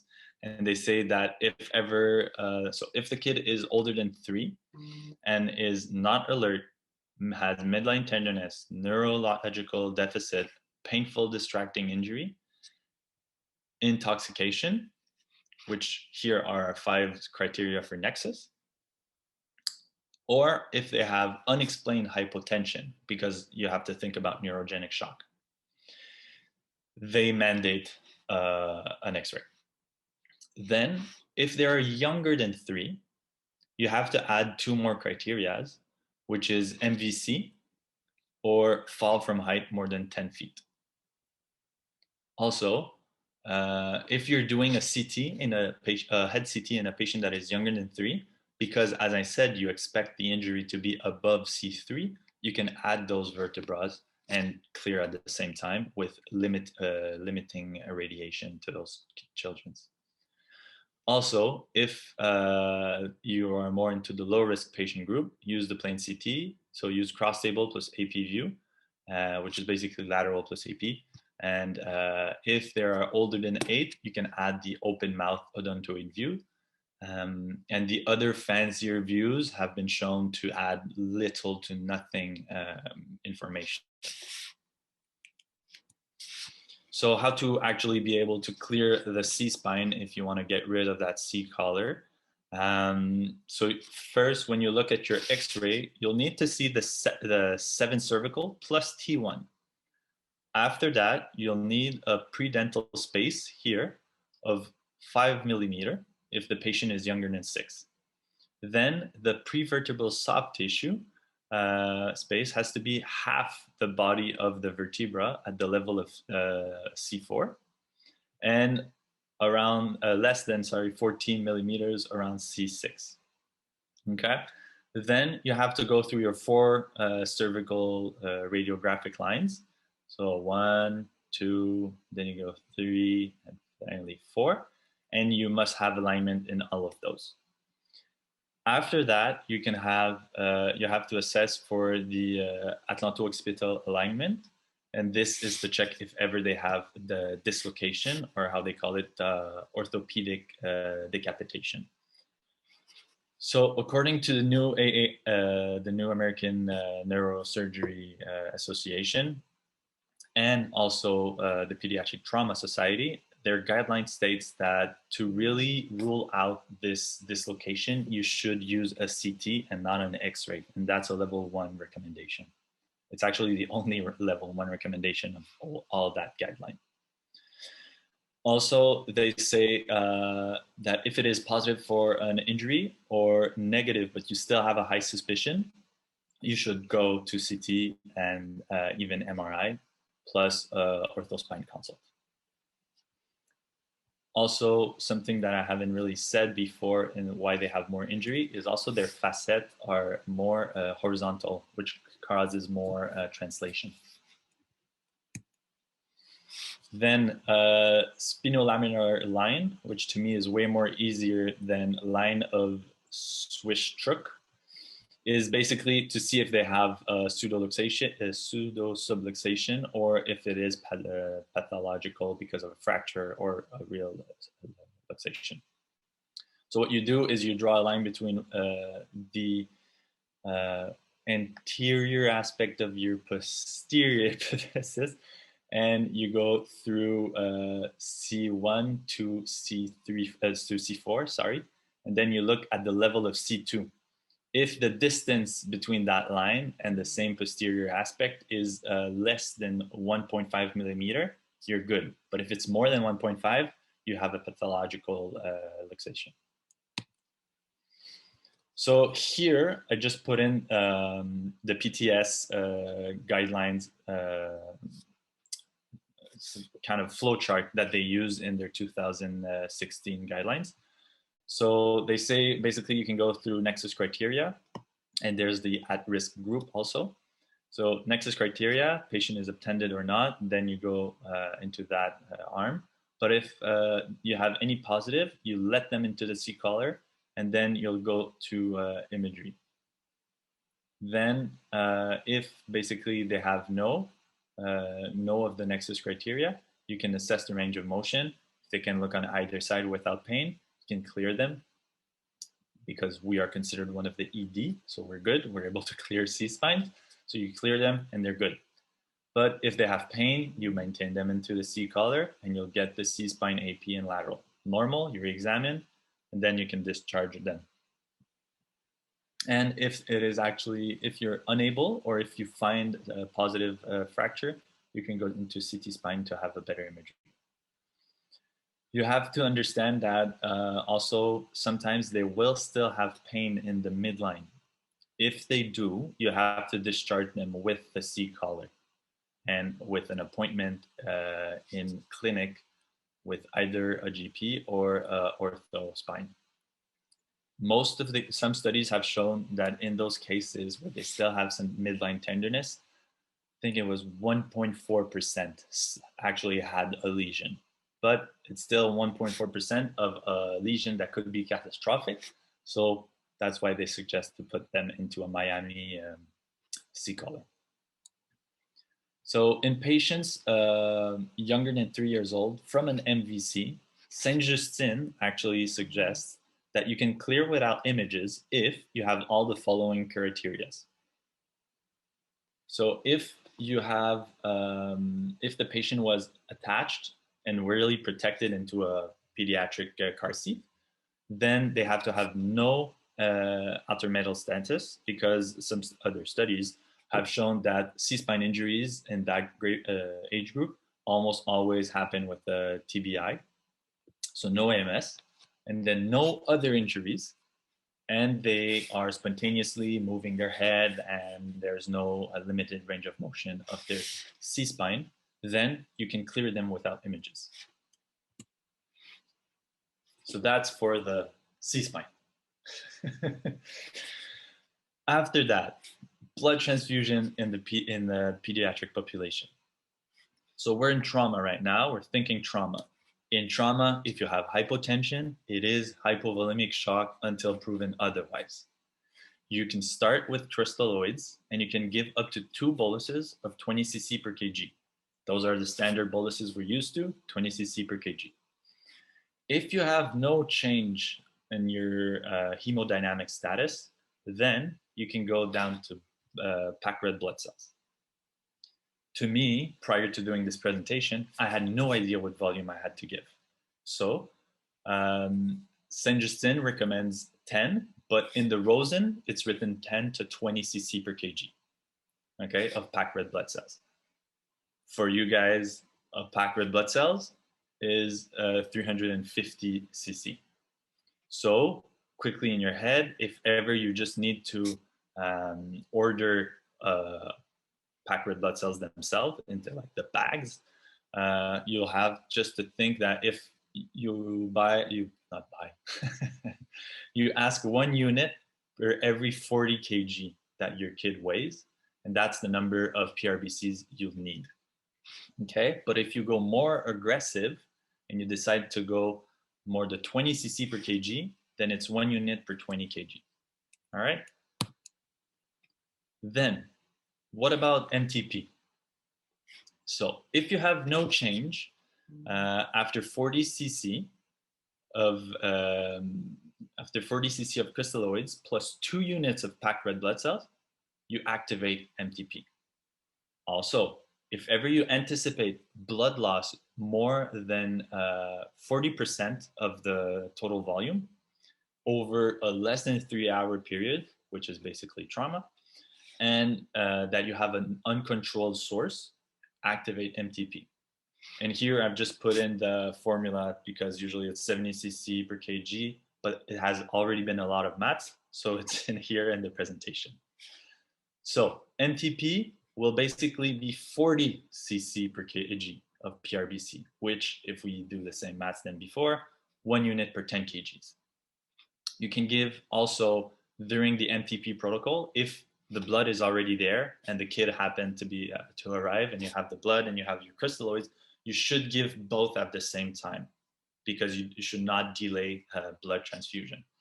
And studies have shown that just like in adults, the 1-to-1-to-1 ratio has better outcomes. So I'll just quickly go through this nice study from 2020 that actually answers a good question of timing and volume of crystalloids and blood products in pediatric trauma. So when to give blood, how soon, and how much crystalloids should they receive before. So basically they did this study from April 2018 to September 2019 in pediatric population from transport scene to hospital. And basically they calculated the number of boluses of crystalloid the patient received, which was 20 plus minus 10 cc, and compared it to direct transfusion. They looked at survival to discharge and extended ICU stay and days on the ventilator and hospital stay. Basically, what they found out is that there was no association with mortality if the patient would receive more crystalloids. But you have to understand that in the blood first group, they actually had a shorter median time to transfusion, which is kind of a duh. Then they have also less total fluid volume. So they would need less volume overall to get for their resuscitation. And each crystalloid, for each crystalloid bolus that the patient would receive after the first one, so for the second, the third, the fourth, it would be proportionally related with more time on ventilator, more time in the ICU, and more time in the hospital at large. And finally, the longer time to transfusion was also associated with more time on the ventilators. So all that to say that give blood early, and if not, you can give it simultaneously. And 1 bolus of crystalloid is good, but the more is not necessarily better. Try to get your blood as fast as you can. And then finally, TXA. because we're in trauma and trauma surgeons love their TXA. So quickly, if there are younger than 12, you'll have to go with the weight base. So which would be first dose, 15, I'm sorry, it's only milligrams per kilo. There's a typo here. So 15 milligrams per kilo over 3 to 5 minutes, up to a max of 1 dose, which is actually the adult dose that you would give in any child that is older than 12. Okay, and then the repeat dose is a dose that is given over 8 hours and has to be diluted into NS for a certain concentration. All right. So it was a lot of information thrown very quick, a lot of quick hits. So there's a lot of stuff to be remembered, but what I want you guys mostly to take home is that there is a lot of differences between the ped and adults, and it also applies in trauma. The ABCDE is a good way to structure it to me, and I hope you are at least able to remember one element in every letter. Then, if you can't clear without images, if you have any of the nexus criteria, unclear hypotension, and if they are younger than 3 years old, a dangerous mechanism. And finally, don't delay blood in pediatric trauma patients. You can give 10 cc per kg if you just want to give regular blood, 40 cc per kg if you're going into the MTP, and at the end, also remember, if you're going into MTP, use the 1-1-1 ratio, which all of that should give you the best outcomes. Thank you very much for your attention.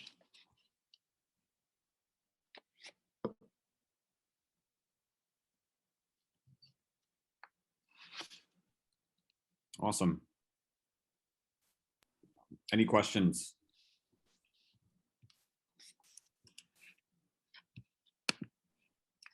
Just a useless comment. Pediatric trauma is just scary.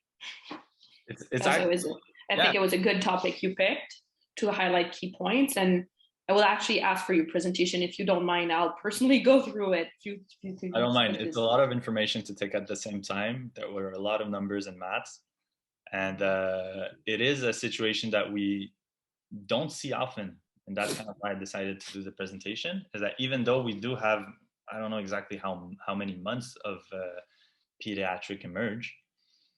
Like for now, I've been through 3 of those, and I haven't seen one trauma, like one real trauma. You always have those little traumettes that they were into a little accident, but like a real trauma, I haven't seen one.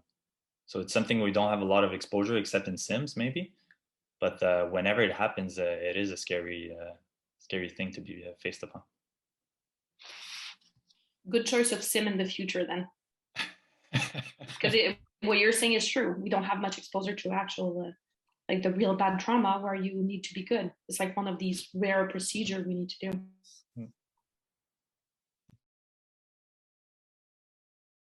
Okay. Great. All right. So I guess thank you so much, Antoine. That was awesome. And now we will hand the floor over to Anne-Sophie and Mathieu for Journal Club. Hey, hi, can you all see the PowerPoint? Yes. All right, so Sophie and I are going to talk to you about a new decision-making tool, to rule out PE, which is the 4 PEPs. So no, this is not the presentation on amazing Université Laval sports facility, and it's not either any propaganda for the best football team in Canada. Or is it not? Yeah, so we'll just use a normal presentation format for this. So that new decision-making tool to rule out PE was published in JAMA Cardiology on March 2021. And Sophie and I had a lecture on that during AMUC convention last autumn. So why was there a new decision-making tool proposed by the authors?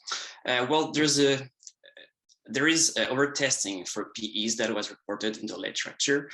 We know that the gold standard test is a CT pulmonary angiography, and there has been a significant raise in CTPAs done in the United States, so about 16.3% per year of increase, so that's a lot. And also among all the patients tested for PEs, a quarter of them had a CT without having either a D-dimer.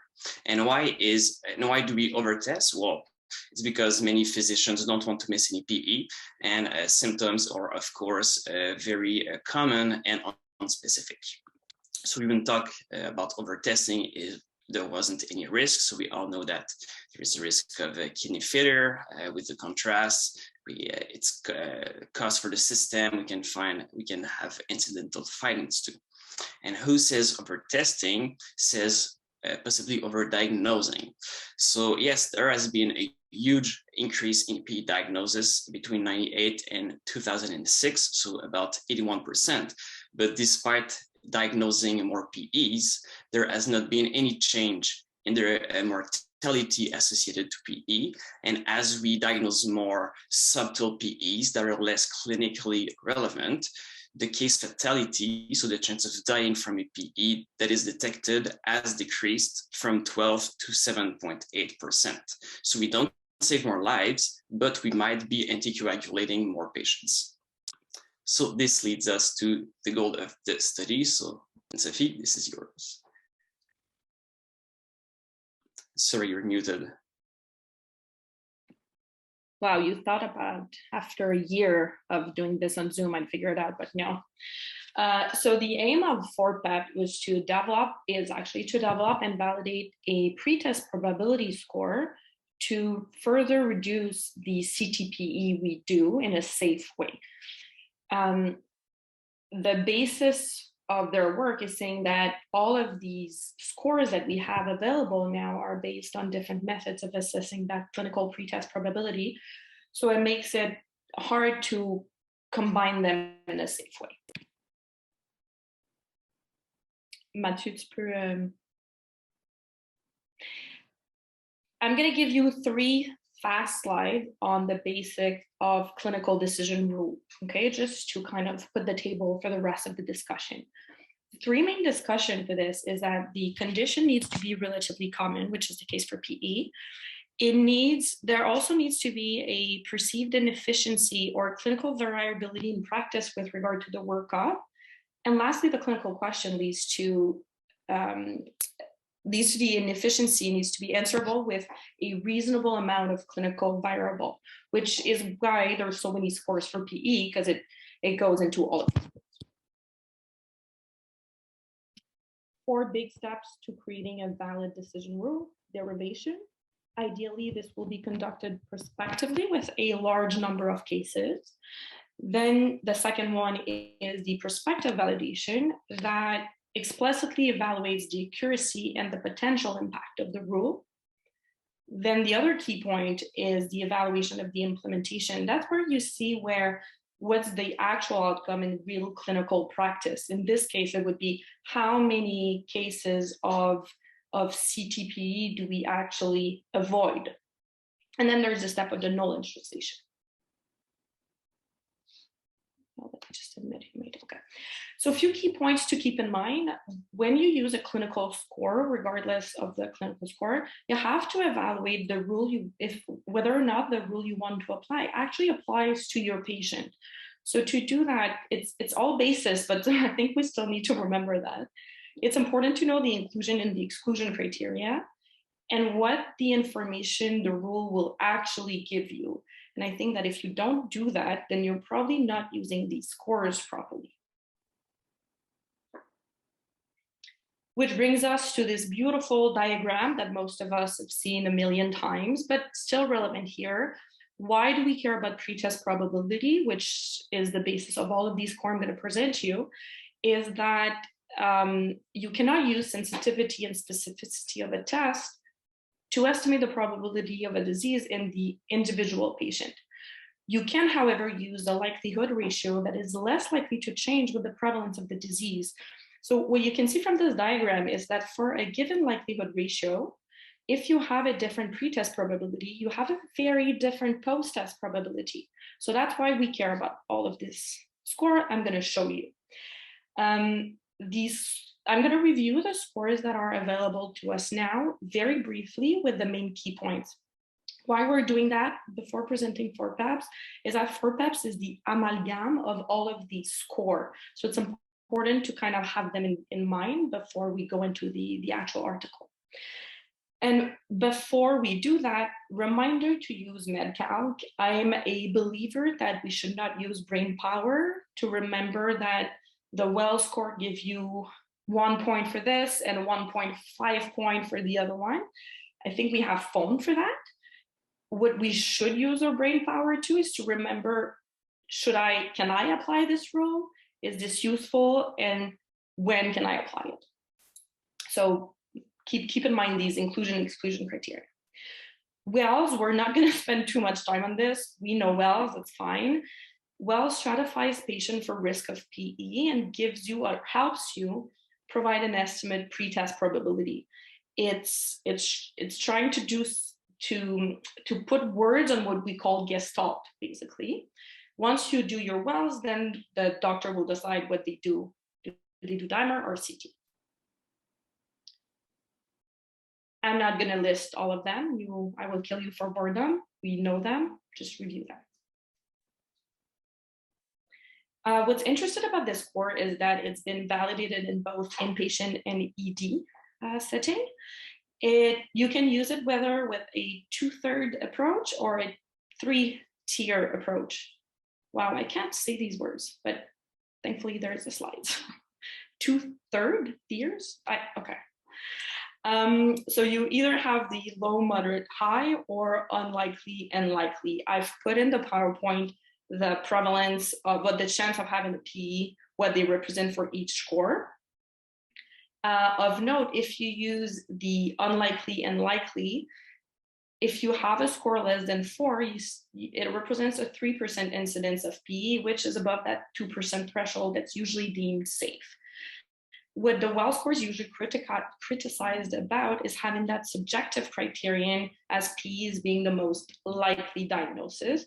And you'll see in the rest of the presentation that we sadly get stuck with it with all of the score, including FORPEPS. So this will aid you to reduce the number of CT. Okay.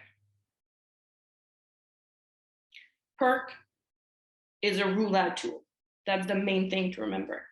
That is the first strategy that was developed to deal with over-testing, and it can only be used with patients who have a low clinical probability. And we know that, we use this, but it's important to remember. And that allows you, that without doing a dimer, to rule out PE. However, it is a one-way rule, which means that a positive PERC does not tell you what to do. A negative PERC tells you what to do. It is not meant for risk stratification. And if you look at the original studies, they used a Gestalt pretest probability of less than 15%. That's what they call being low pretest probability. I mean, can we be sure that our Gestalt is 12% and not 20, which is kind of the weakness of the score? If you're that good, tell me how you do it. Next. Remember from this that PERC only applies if you're less than 50. I'll let you read the rest. Let's move on. Okay, what about the age-adjusted dimer? This has been accepted in literature now that it's a safe approach. Basically, if you're 50 or less, we'll use the 500 cutoff. If you're older than that, then we can adjust it to increase the cutoff and hopefully increase the rate of utilization of the CTPE. When do you use it? When the patient is more than 50, when they have a low to intermediate pretest probability. You don't use it in a high pretest probability patient, because if you use your Wells using this, then they'll go directly to CT. So you have to know when to use it. Years. We've seen this. We got this. 3-factor clinical rule derived from the revised Wells score. Basically, this is interesting because first, it can apply to pregnancy, and second, it incorporates a variable D-dimer threshold. If your patient has no years item, which I've put on the slide here, you can apply the 1,000 threshold, which can definitely save you some scans. If they do have a years item, then you use the 500 threshold.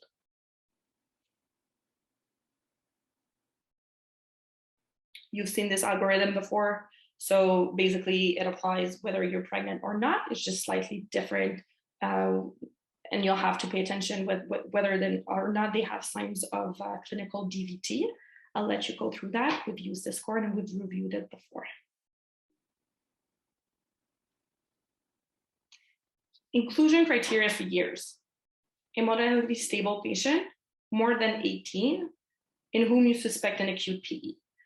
I've put in here the exclusion criteria. So these guys were not included in the study. So you cannot use years in these cases. I think in ED it'd be rare that we would, but so a patient that's treated with a therapeutic dose of anticoagulated for 24 hours, life expectancy less than 3 months, and allergy to IP contrast.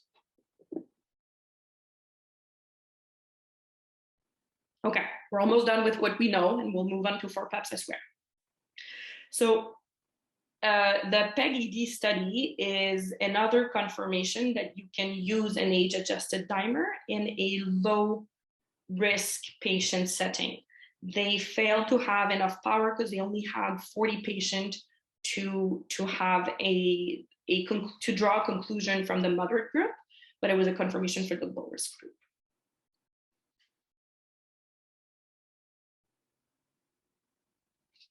Okay, the table that puts it all together. This is a table that when you review the article, if you do, which I suggest, that you should look at. So I'll draw your attention on the standard strategy, which uses the revised Geneva score or the Wells score, which uses that 500 cutoff we know. Then move on to PER, where you see that this is the first time that we can use it as a rule-out criteria. And I'll draw your attention down to the 4PEPs, where you can also do this. So that's one of the interests of this score. In terms of years and PEG, you have a reminder of the threshold that are indicated right here. And that's about it. So I'll let Mathieu introduce you to the 4PEPs and how it applies to the very low, moderate, and high pretest probability, which is one of the interests of that score and why we picked that study. All right, so thank you so much for that review of the literature.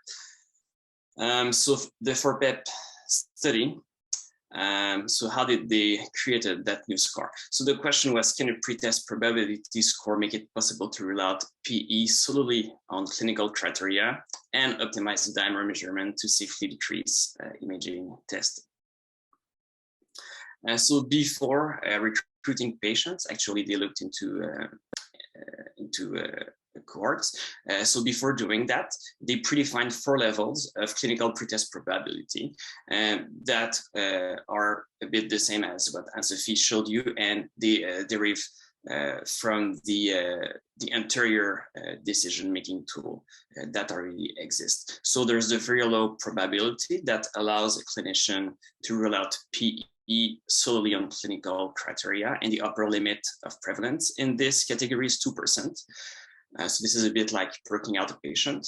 And after that, we have the low, moderate, and high probability. Clinical pretest probability. So in the low category, we can rule out PE with the dimer of less than 1,000. So the maximum prevalence in this category is 20%. In the moderate risk, we can rule out PE without imaging if we have a dimer less than 500 or age-adjusted. So the upper prevalence limit is 65%, and we have the high risk category that requires imaging. So those were predefined before calculating the score. So how did they do that? They recruited patients from 3 prospective cohorts. Of course, it's a retrospective analysis for the derivation cohort. So they had a total of 11,000 patients from 2003 to 2006. 2 studies in Europe, 1 in the United States, which is the largest one.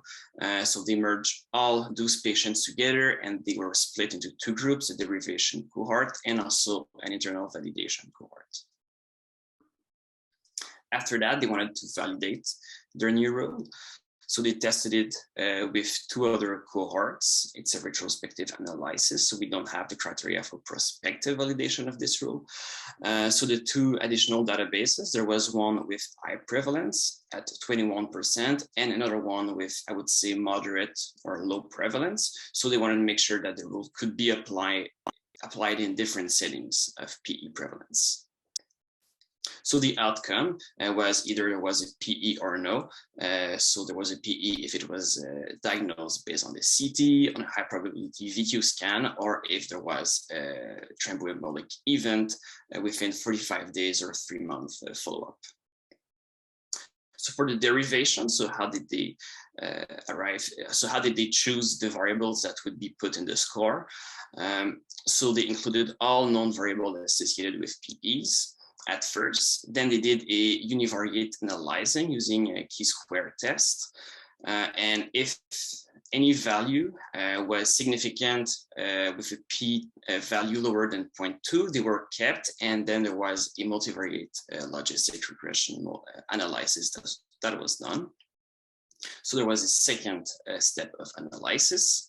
And after that, they kept only significant values with a p-value of less than 0.05. Scores were assigned according to regression coefficients, and cutoff values were chosen to make sure that the prevalence was correct for the 4 clinical pretest probabilities categories.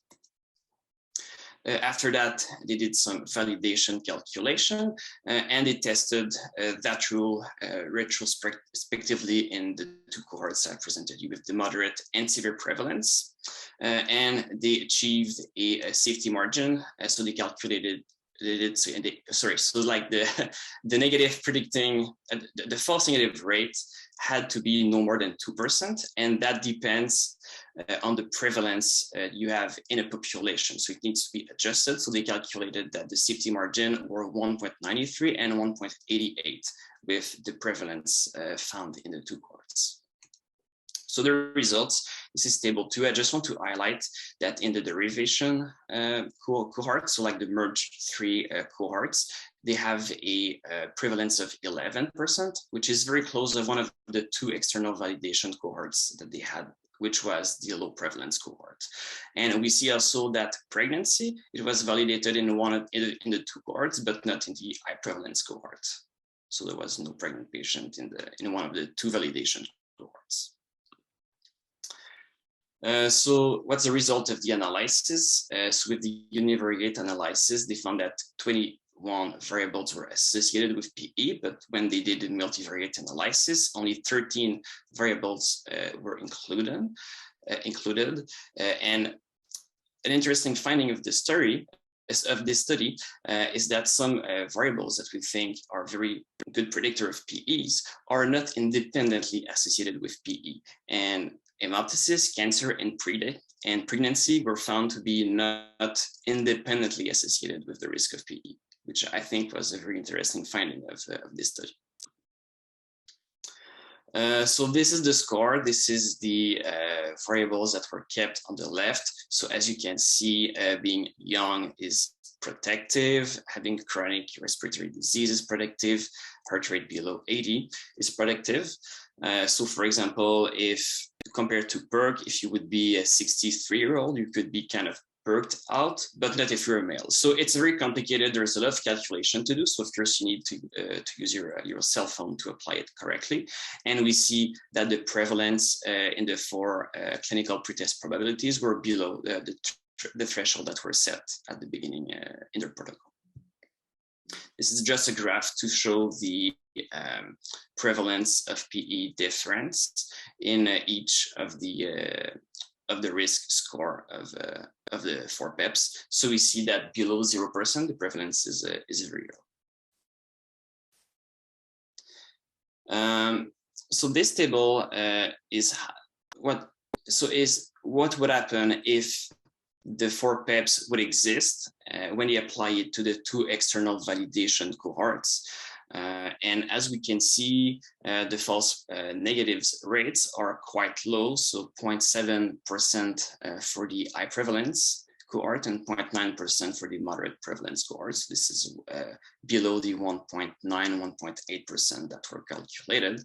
And what we can see also is that there were many patients that would not have been sent to CT. So the standard strategy, for example, in the high prevalence is 1,000 patients going to CT, but with the 4 PEPs, only 700 would have been sent for CT. And I think this is one of the most promising finding of this study, is that in the 2 external validation cohorts, there would have been a risk reduction of around 20%. So when we do a number needed to treat, or let's say a number needed to not send someone to CT, every 5 patients you would see, you would save 1 CT scan.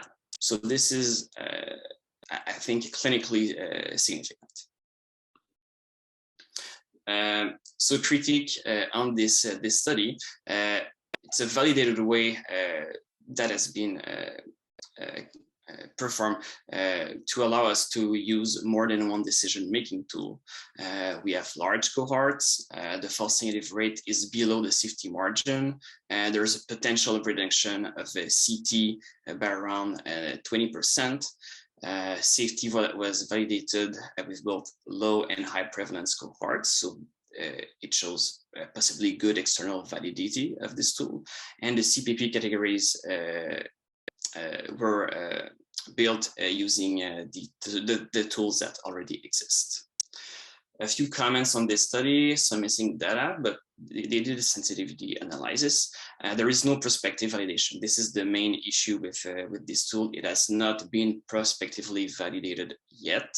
13 criteria included in the score, so you cannot learn it by heart, just impossible. So you need a calculator and your cell phone. PE is the most likely diagnosis.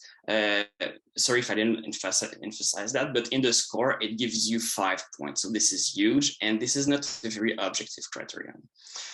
Also, this is limited to emergency room patients, and it's not clear if it's safe to use with pregnant patients. Pregnant patients were included in the derivation cohort, but they were not. But we're not sure of the validation of this rule with pregnant patients. So I'll let Anne-Sophie conclude her presentation. So we're looking forward to have your comments on the article. We really thought it was an interesting one. As Mathieu said, it was presented at AMUC, and it drawn our attention as this can be a very interesting potential clinical relevant tool. So as we outlined during the presentation, the main thing that's interesting is that it combines all different interesting and validated strategy that they had in the past. It's a trial to combine all of them in one tool, and it's also a tool that we can use to rule out PE without doing a dimer, which PERC is the only score that really allows us to do that. In our opinion, it was a well-done derivation. As Mathieu outlined, we still need to look out for the further steps, so not ready to use yet, but we hope it'll be. On the future publication, we're looking forward to see what. We just thought it was interesting that, and I would like to hear your thoughts about that, how the pregnancy, hemoptysis, and cancer was not deemed independent variables as a risk of PE, and it's not included in the score.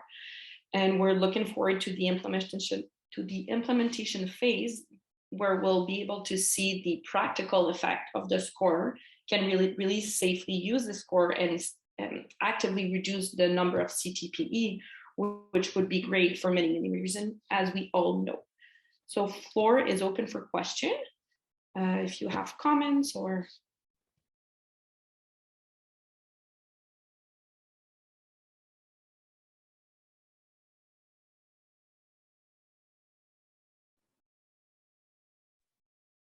would you guys, maybe I can launch with a question.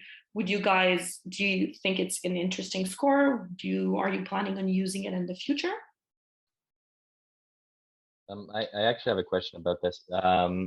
So you said that it wasn't ready necessarily for clinical practice. But I mean, it's already on MedCalc. It's already kind of been like validated and everything. I'm just wondering, maybe I missed it, but what is it exactly that makes it not ready for clinical practice? Like, what is it that if I write like ruled out by 4 PEPs, maybe it wouldn't be appropriate for their college yet? Or?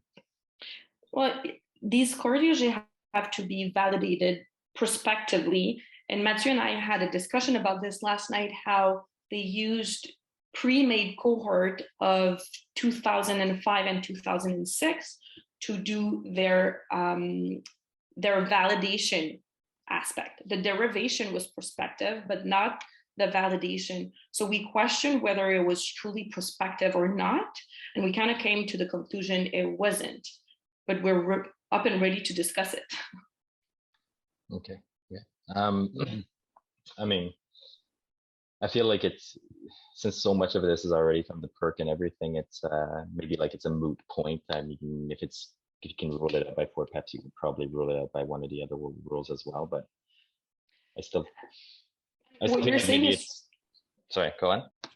No, go.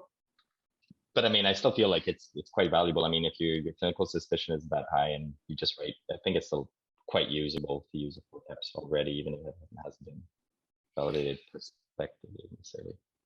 And it's probably why some people started using it, but I think that's what I wanted to outline in the initial part of the presentation with the step. We do need to be careful with using blind. You shouldn't use blindly a score that hasn't had yet the implementation trial, where you see the actual practical effect of it on the real patient, where you have your question and then you prospectively collect your data and see how it safely and efficiently reduces your use of CT. So I do agree that this is very interesting. We just shouldn't be applying it blindly yet. Although you could argue that you should not apply anything blindly, but that's not the point. Perfect. Thank you guys so much. Super interesting.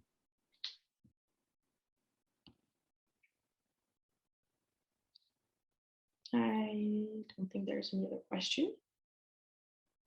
We're right on time, G. Very true. Well, it's interesting. I mean, we'll keep. I agreed with Johann's comments as well about what's holding it back, but I agree with you that I think there's some more that needs to be done. But yeah, if there are no other questions, thank you so much, Anne-Sophie and Mathieu. And we will move on to our final presentation of the day with Estebrac and Batter. So the floor is yours. I'll just quickly share my screen.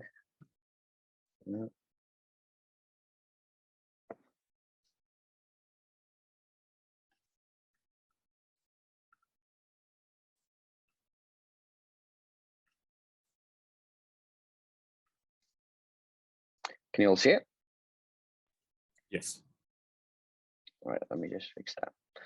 Right, so good morning, everyone.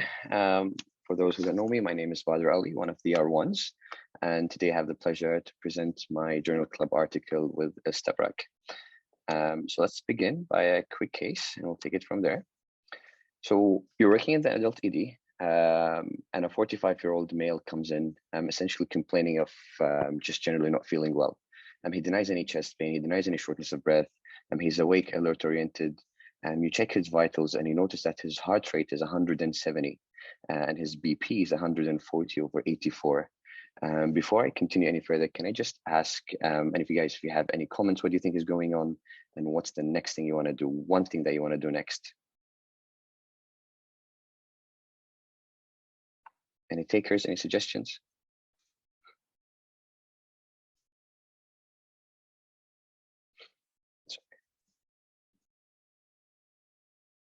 All right, so all right, let me put that back. Okay, something got stuck. All right, let me just fix it, sorry. You have to love the magic of Prezi. Yeah, all right. Okay, fair enough. So basically, you do an ECG, right? So you're thinking basically heart rate at is 170. It's not normal. It's not natural. So let's do an ECG. So you do an ECG and you find this. And any comments or takers on what do you guys think this is? Anyone? VTAC. Sure. So you think it's VTAC, right? Correct. So next thing that goes into your mind is you remember your ACLS protocol. You just did your ACLS, so that's good. So you assess the patient and you come to the conclusion that he has a wide complex tachycardia. But you did remember his blood pressure, and you did remember that he's alert, awake, oriented, no shortness of breath. He has no chest pain, and you come to the conclusion that he is hemodynamically stable.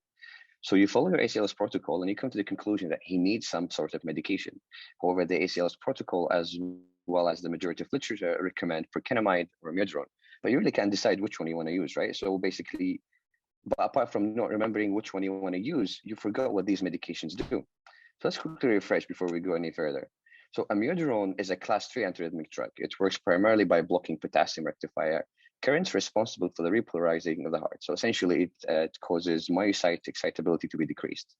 But unlike other drugs, amiodarone also has a so blocks beta-adrenergic receptors, calcium channels, and sodium channels. And also it decreases the SA node autonomicity and AV node conduction velocity. And overall, it inhibits the ectopic pacemaker autonomicity. But what about procainamide? So on the other hand, procainamide is a class 1A antiarrhythmic drug that binds to fast sodium channels that inhibits recovery after repolarization. And in essence, it prolongs the action potential and reduces the speed of impulse conduction. And also it decreases the myocyte excitability, slows conduction velocity, and reduces myocardial contractility. So in a way, you scratch your head. You know that these two medications are they're good, but which one should you use? Luckily enough, you remember there was such thing called the PROCAMIO study, which is a multi-center prospective randomized study that compares the safety and efficacy of intravenous procainamide and amiodarone in the acute treatment of wide QRS complex that is monomorphic and patients who are hemodynamically stable, which fits exactly our case. So before we go any further, ventricular tachycardia is uncommon, true, but it is a dangerous medical condition with an extremely variable clinical presentation. And true that majority of patients might remain stable for minutes or even hours, the condition does require prompt intervention for termination because hemodynamic instability can occur rapidly. So let's talk about this study.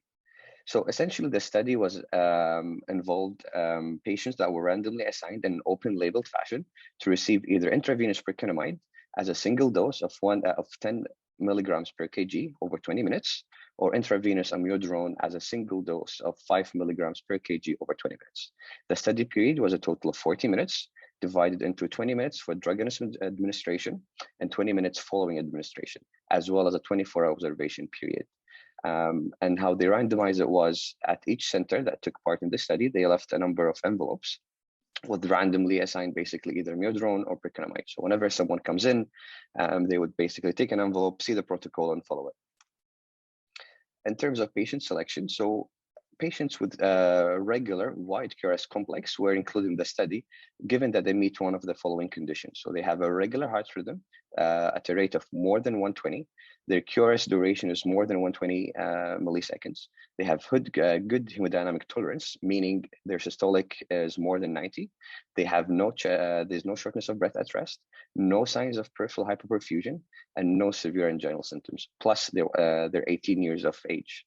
And they were excluded if they were basically treated with either amiodarone or procainamide during the previous 24 hours. They have poor hemodynamic intolerance that require urgent termination. They have irregular tachycardia, or basically tachycardia was considered supraventricular. If they have any allergies or they don't want to cooperate. Just a quick note on definition and treatment. So when we say major cardiac, when they say major cardiac adverse event in this study, what they mean is either clinical signs of peripheral hypoperfusion, heart failure signs, meaning dyspnea at rest or orthopnea associated with sign of pulmonary congestion with presence of increased rales, severe hypertension defined as systolic blood pressure less than 70, if their starting pre-treatment systolic pressure was less than 100, or if it was less than 80, if their pre-treatment systolic was more than 100. an increase in their tachycardia of more than 20, or they have basically polymorphic VT. And the drugs were stopped if the tachycardia was terminated, or they completely administered the drug, or basically any major cardiac events occurred, those basically that were mentioned above. If the tachycardia did not terminate, then it was left at the physician's discretion to take the next step. In the majority of cases, it was electrical cardioversion. And the response for treatment was measured either as the arrhythmia was terminated, or the patient previous rhythm was resumed. And of course, during the whole procedure, 12 leads ECG were done at different times interval, as well as the patients were under constant cardiac monitoring.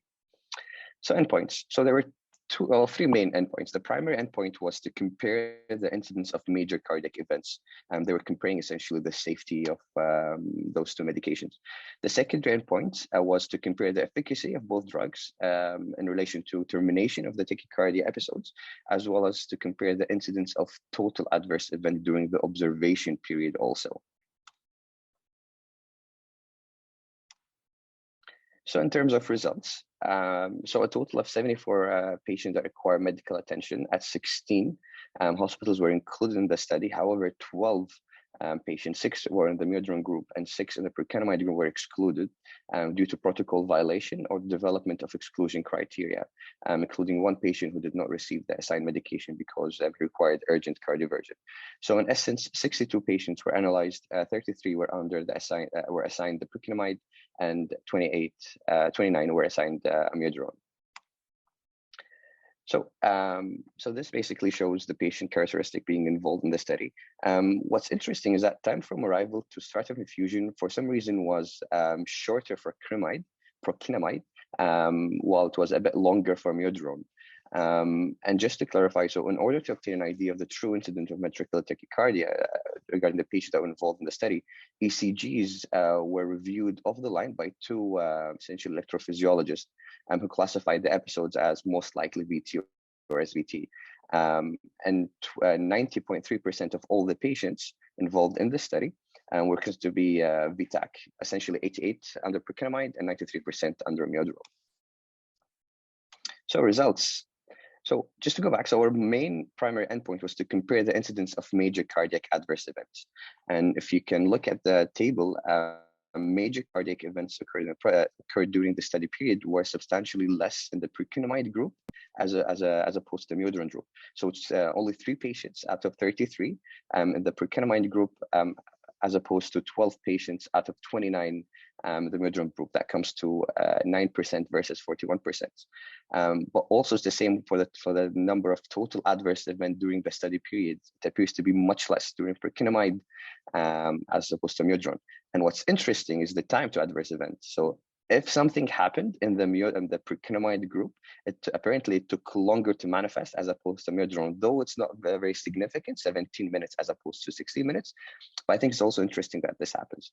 And the most common major cardiac event that occurred was severe hypertension required immediate electrical cardioversion. And no death occurred, luckily, during the study period. So in terms of secondary endpoint, the first one was tachycardia termination. And if we look at the same table again, in terms of tachycardia termination, 22 out of the 33 patients in the procainamide group had their tachycardia terminated, as opposed to 11 out of 29 in the amiodarone group, which comes to 67% versus 38%. And the time to tachycardia termination was faster in the procainamide as opposed to the amiodarone group, with an average of 14 minutes as opposed to 16 minutes. And our last basically thing they're looking at is the adverse events during the observation period. So less people had adverse event during the observation period, which was 24 hours after the study.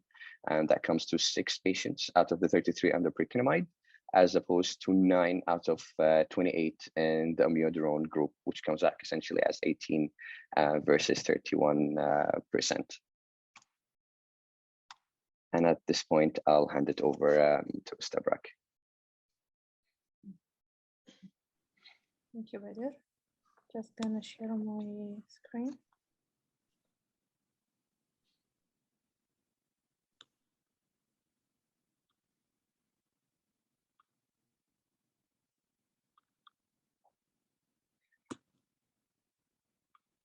Do you see it?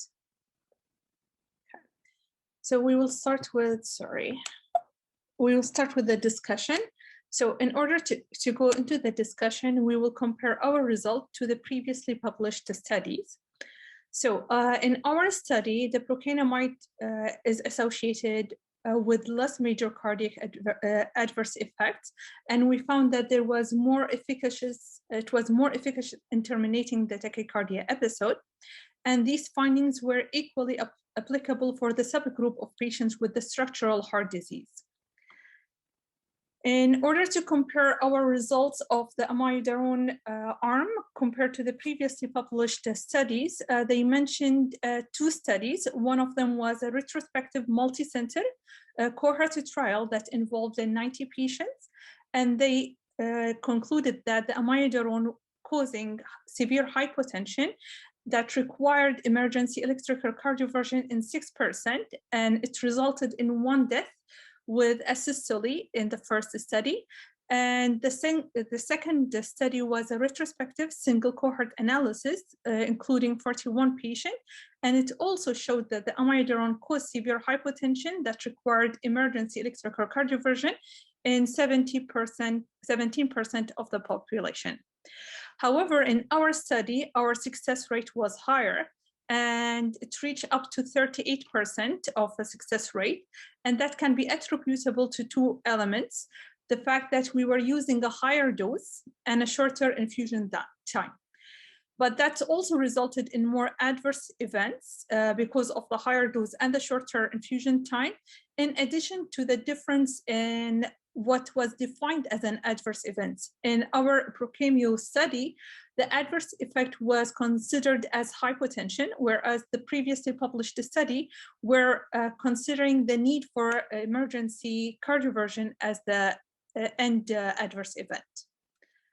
For the procainamide arm, we were only able to compare to 3 total studies.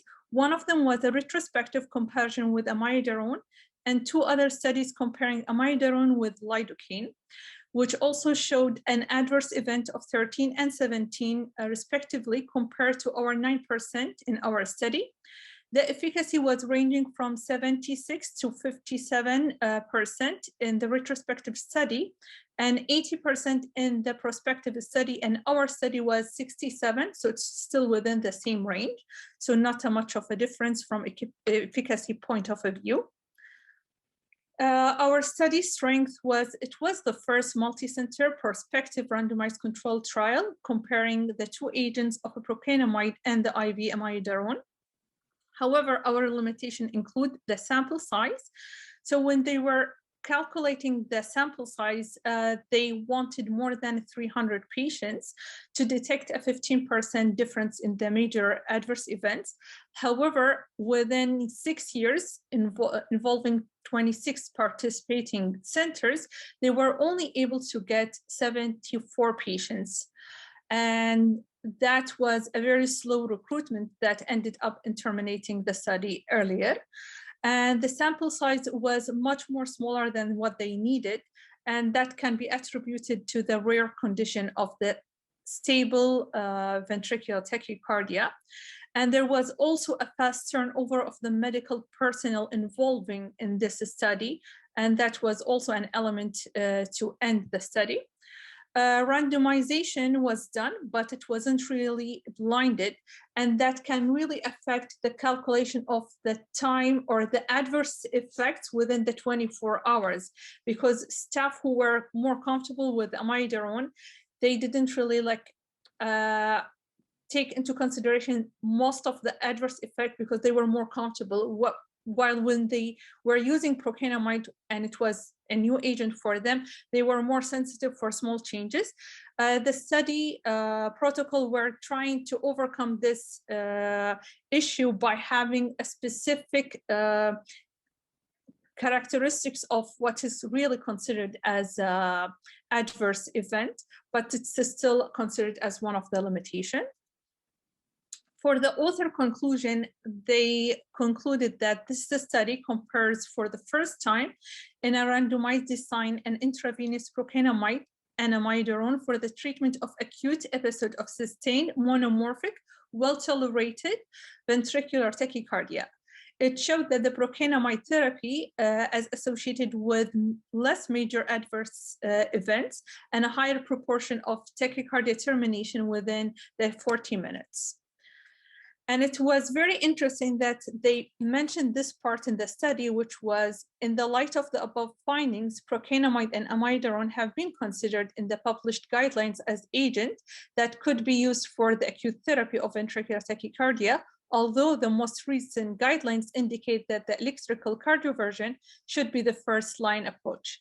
And they also consider antiarrhythmic drug therapy in this situation.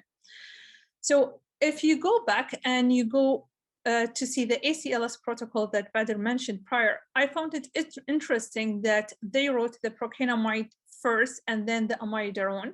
I'm not very sure if it was because of like a previous study or it was just a random chance, but I found it interesting. From our point of view, in light of their sentence of the guidelines, I still feel that electrical cardioversion can be faster and it is maybe more efficacious. Procainamide from the chemical cardioversion agent can be more efficacious and has less adverse effects than the amiodarone, and it should be considered as the first line chemical cardioversion agent. However, it is a very small sample size. It's the first study. We still need further studies to have a better conclusion.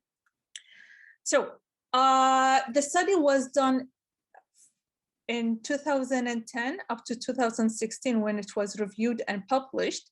However, from 2017 until now, I took time to review if there is any recent study, and sadly, like that's the most recent study. I didn't find anything more recent.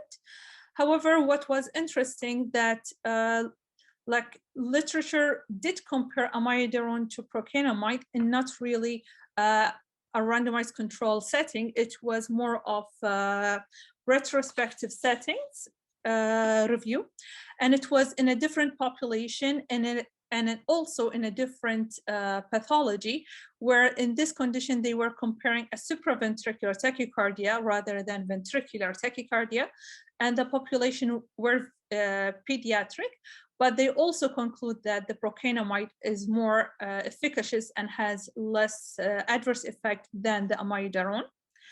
Another study which was published in 1993, so it's much older, but it did compare the intravenous procainamide and amiodarone, but it was also in a different setting, which was a critically ill patient rather than a stable tachycardia, supraventricular tachycardia. The third study that I found was published in 1988, so it's more of an ancient study, but they didn't really compare the two. They did a different approach where they used a crossover. So they started with procainamide, and then if there was no termination, they went to add in amiodarone. So it was a combined effect rather than testing the two agents separately. So because this stable ventricular tachycardia is considered as a rare condition, I would like to hear from our staff what is their approach in managing these conditions. And if we go back to our condition, which is the 45 male with no symptoms except of this tachycardia of 170, I would like to hear their approach in the management of such a case.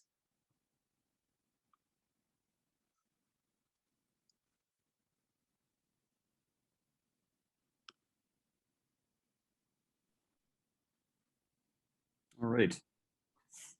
Thank you for that, Esther Breckenbader.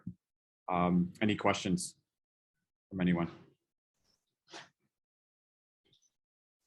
Any staff that want to bulge in and say whether they use procainamide more than amio? Okay, I'll jump in. Quite honestly, seeing a stable VTAC in a young person is not common. So my first comment is I have no practice pattern for this. Second comment is I would probably go with amiodarone myself, simply because having used procainamide and using it often for AFib, one of the side effects is known is the hypotension. And also widening of the QRS. So I'm already a little personally apprehensive to use procainamide in an already wide QRS patient. So that's why I would go with amio. And that's my opinion.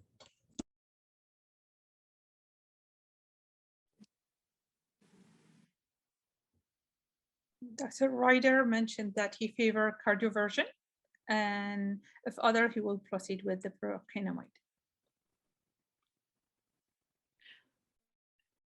Well, thanks, guys, for this review, and thanks also, Stebrak, to going back and trying to find more recent articles. Thank you, guys, for this is the last academic day. So thanks you, Jake and Sophie, for the great academic year. Yeah, we realized today that this is our last rounds, because next week is exam, and then we have our social on the 29th. So last round of the year. Yeah, so same thing again. Big thank you to Anne-Sophie and Jake as well for the great job this year. So I think Antoine and Frédéric will have big shoes to fill. So better start early, guys. My shoe size is not that which large. you already did. What, Jake? My shoe size is not like, I won't say what my shoe size is, but no, we don't want to know. It's not like, we really don't want to know. Anyway, so again, thank you for everything you've done this year.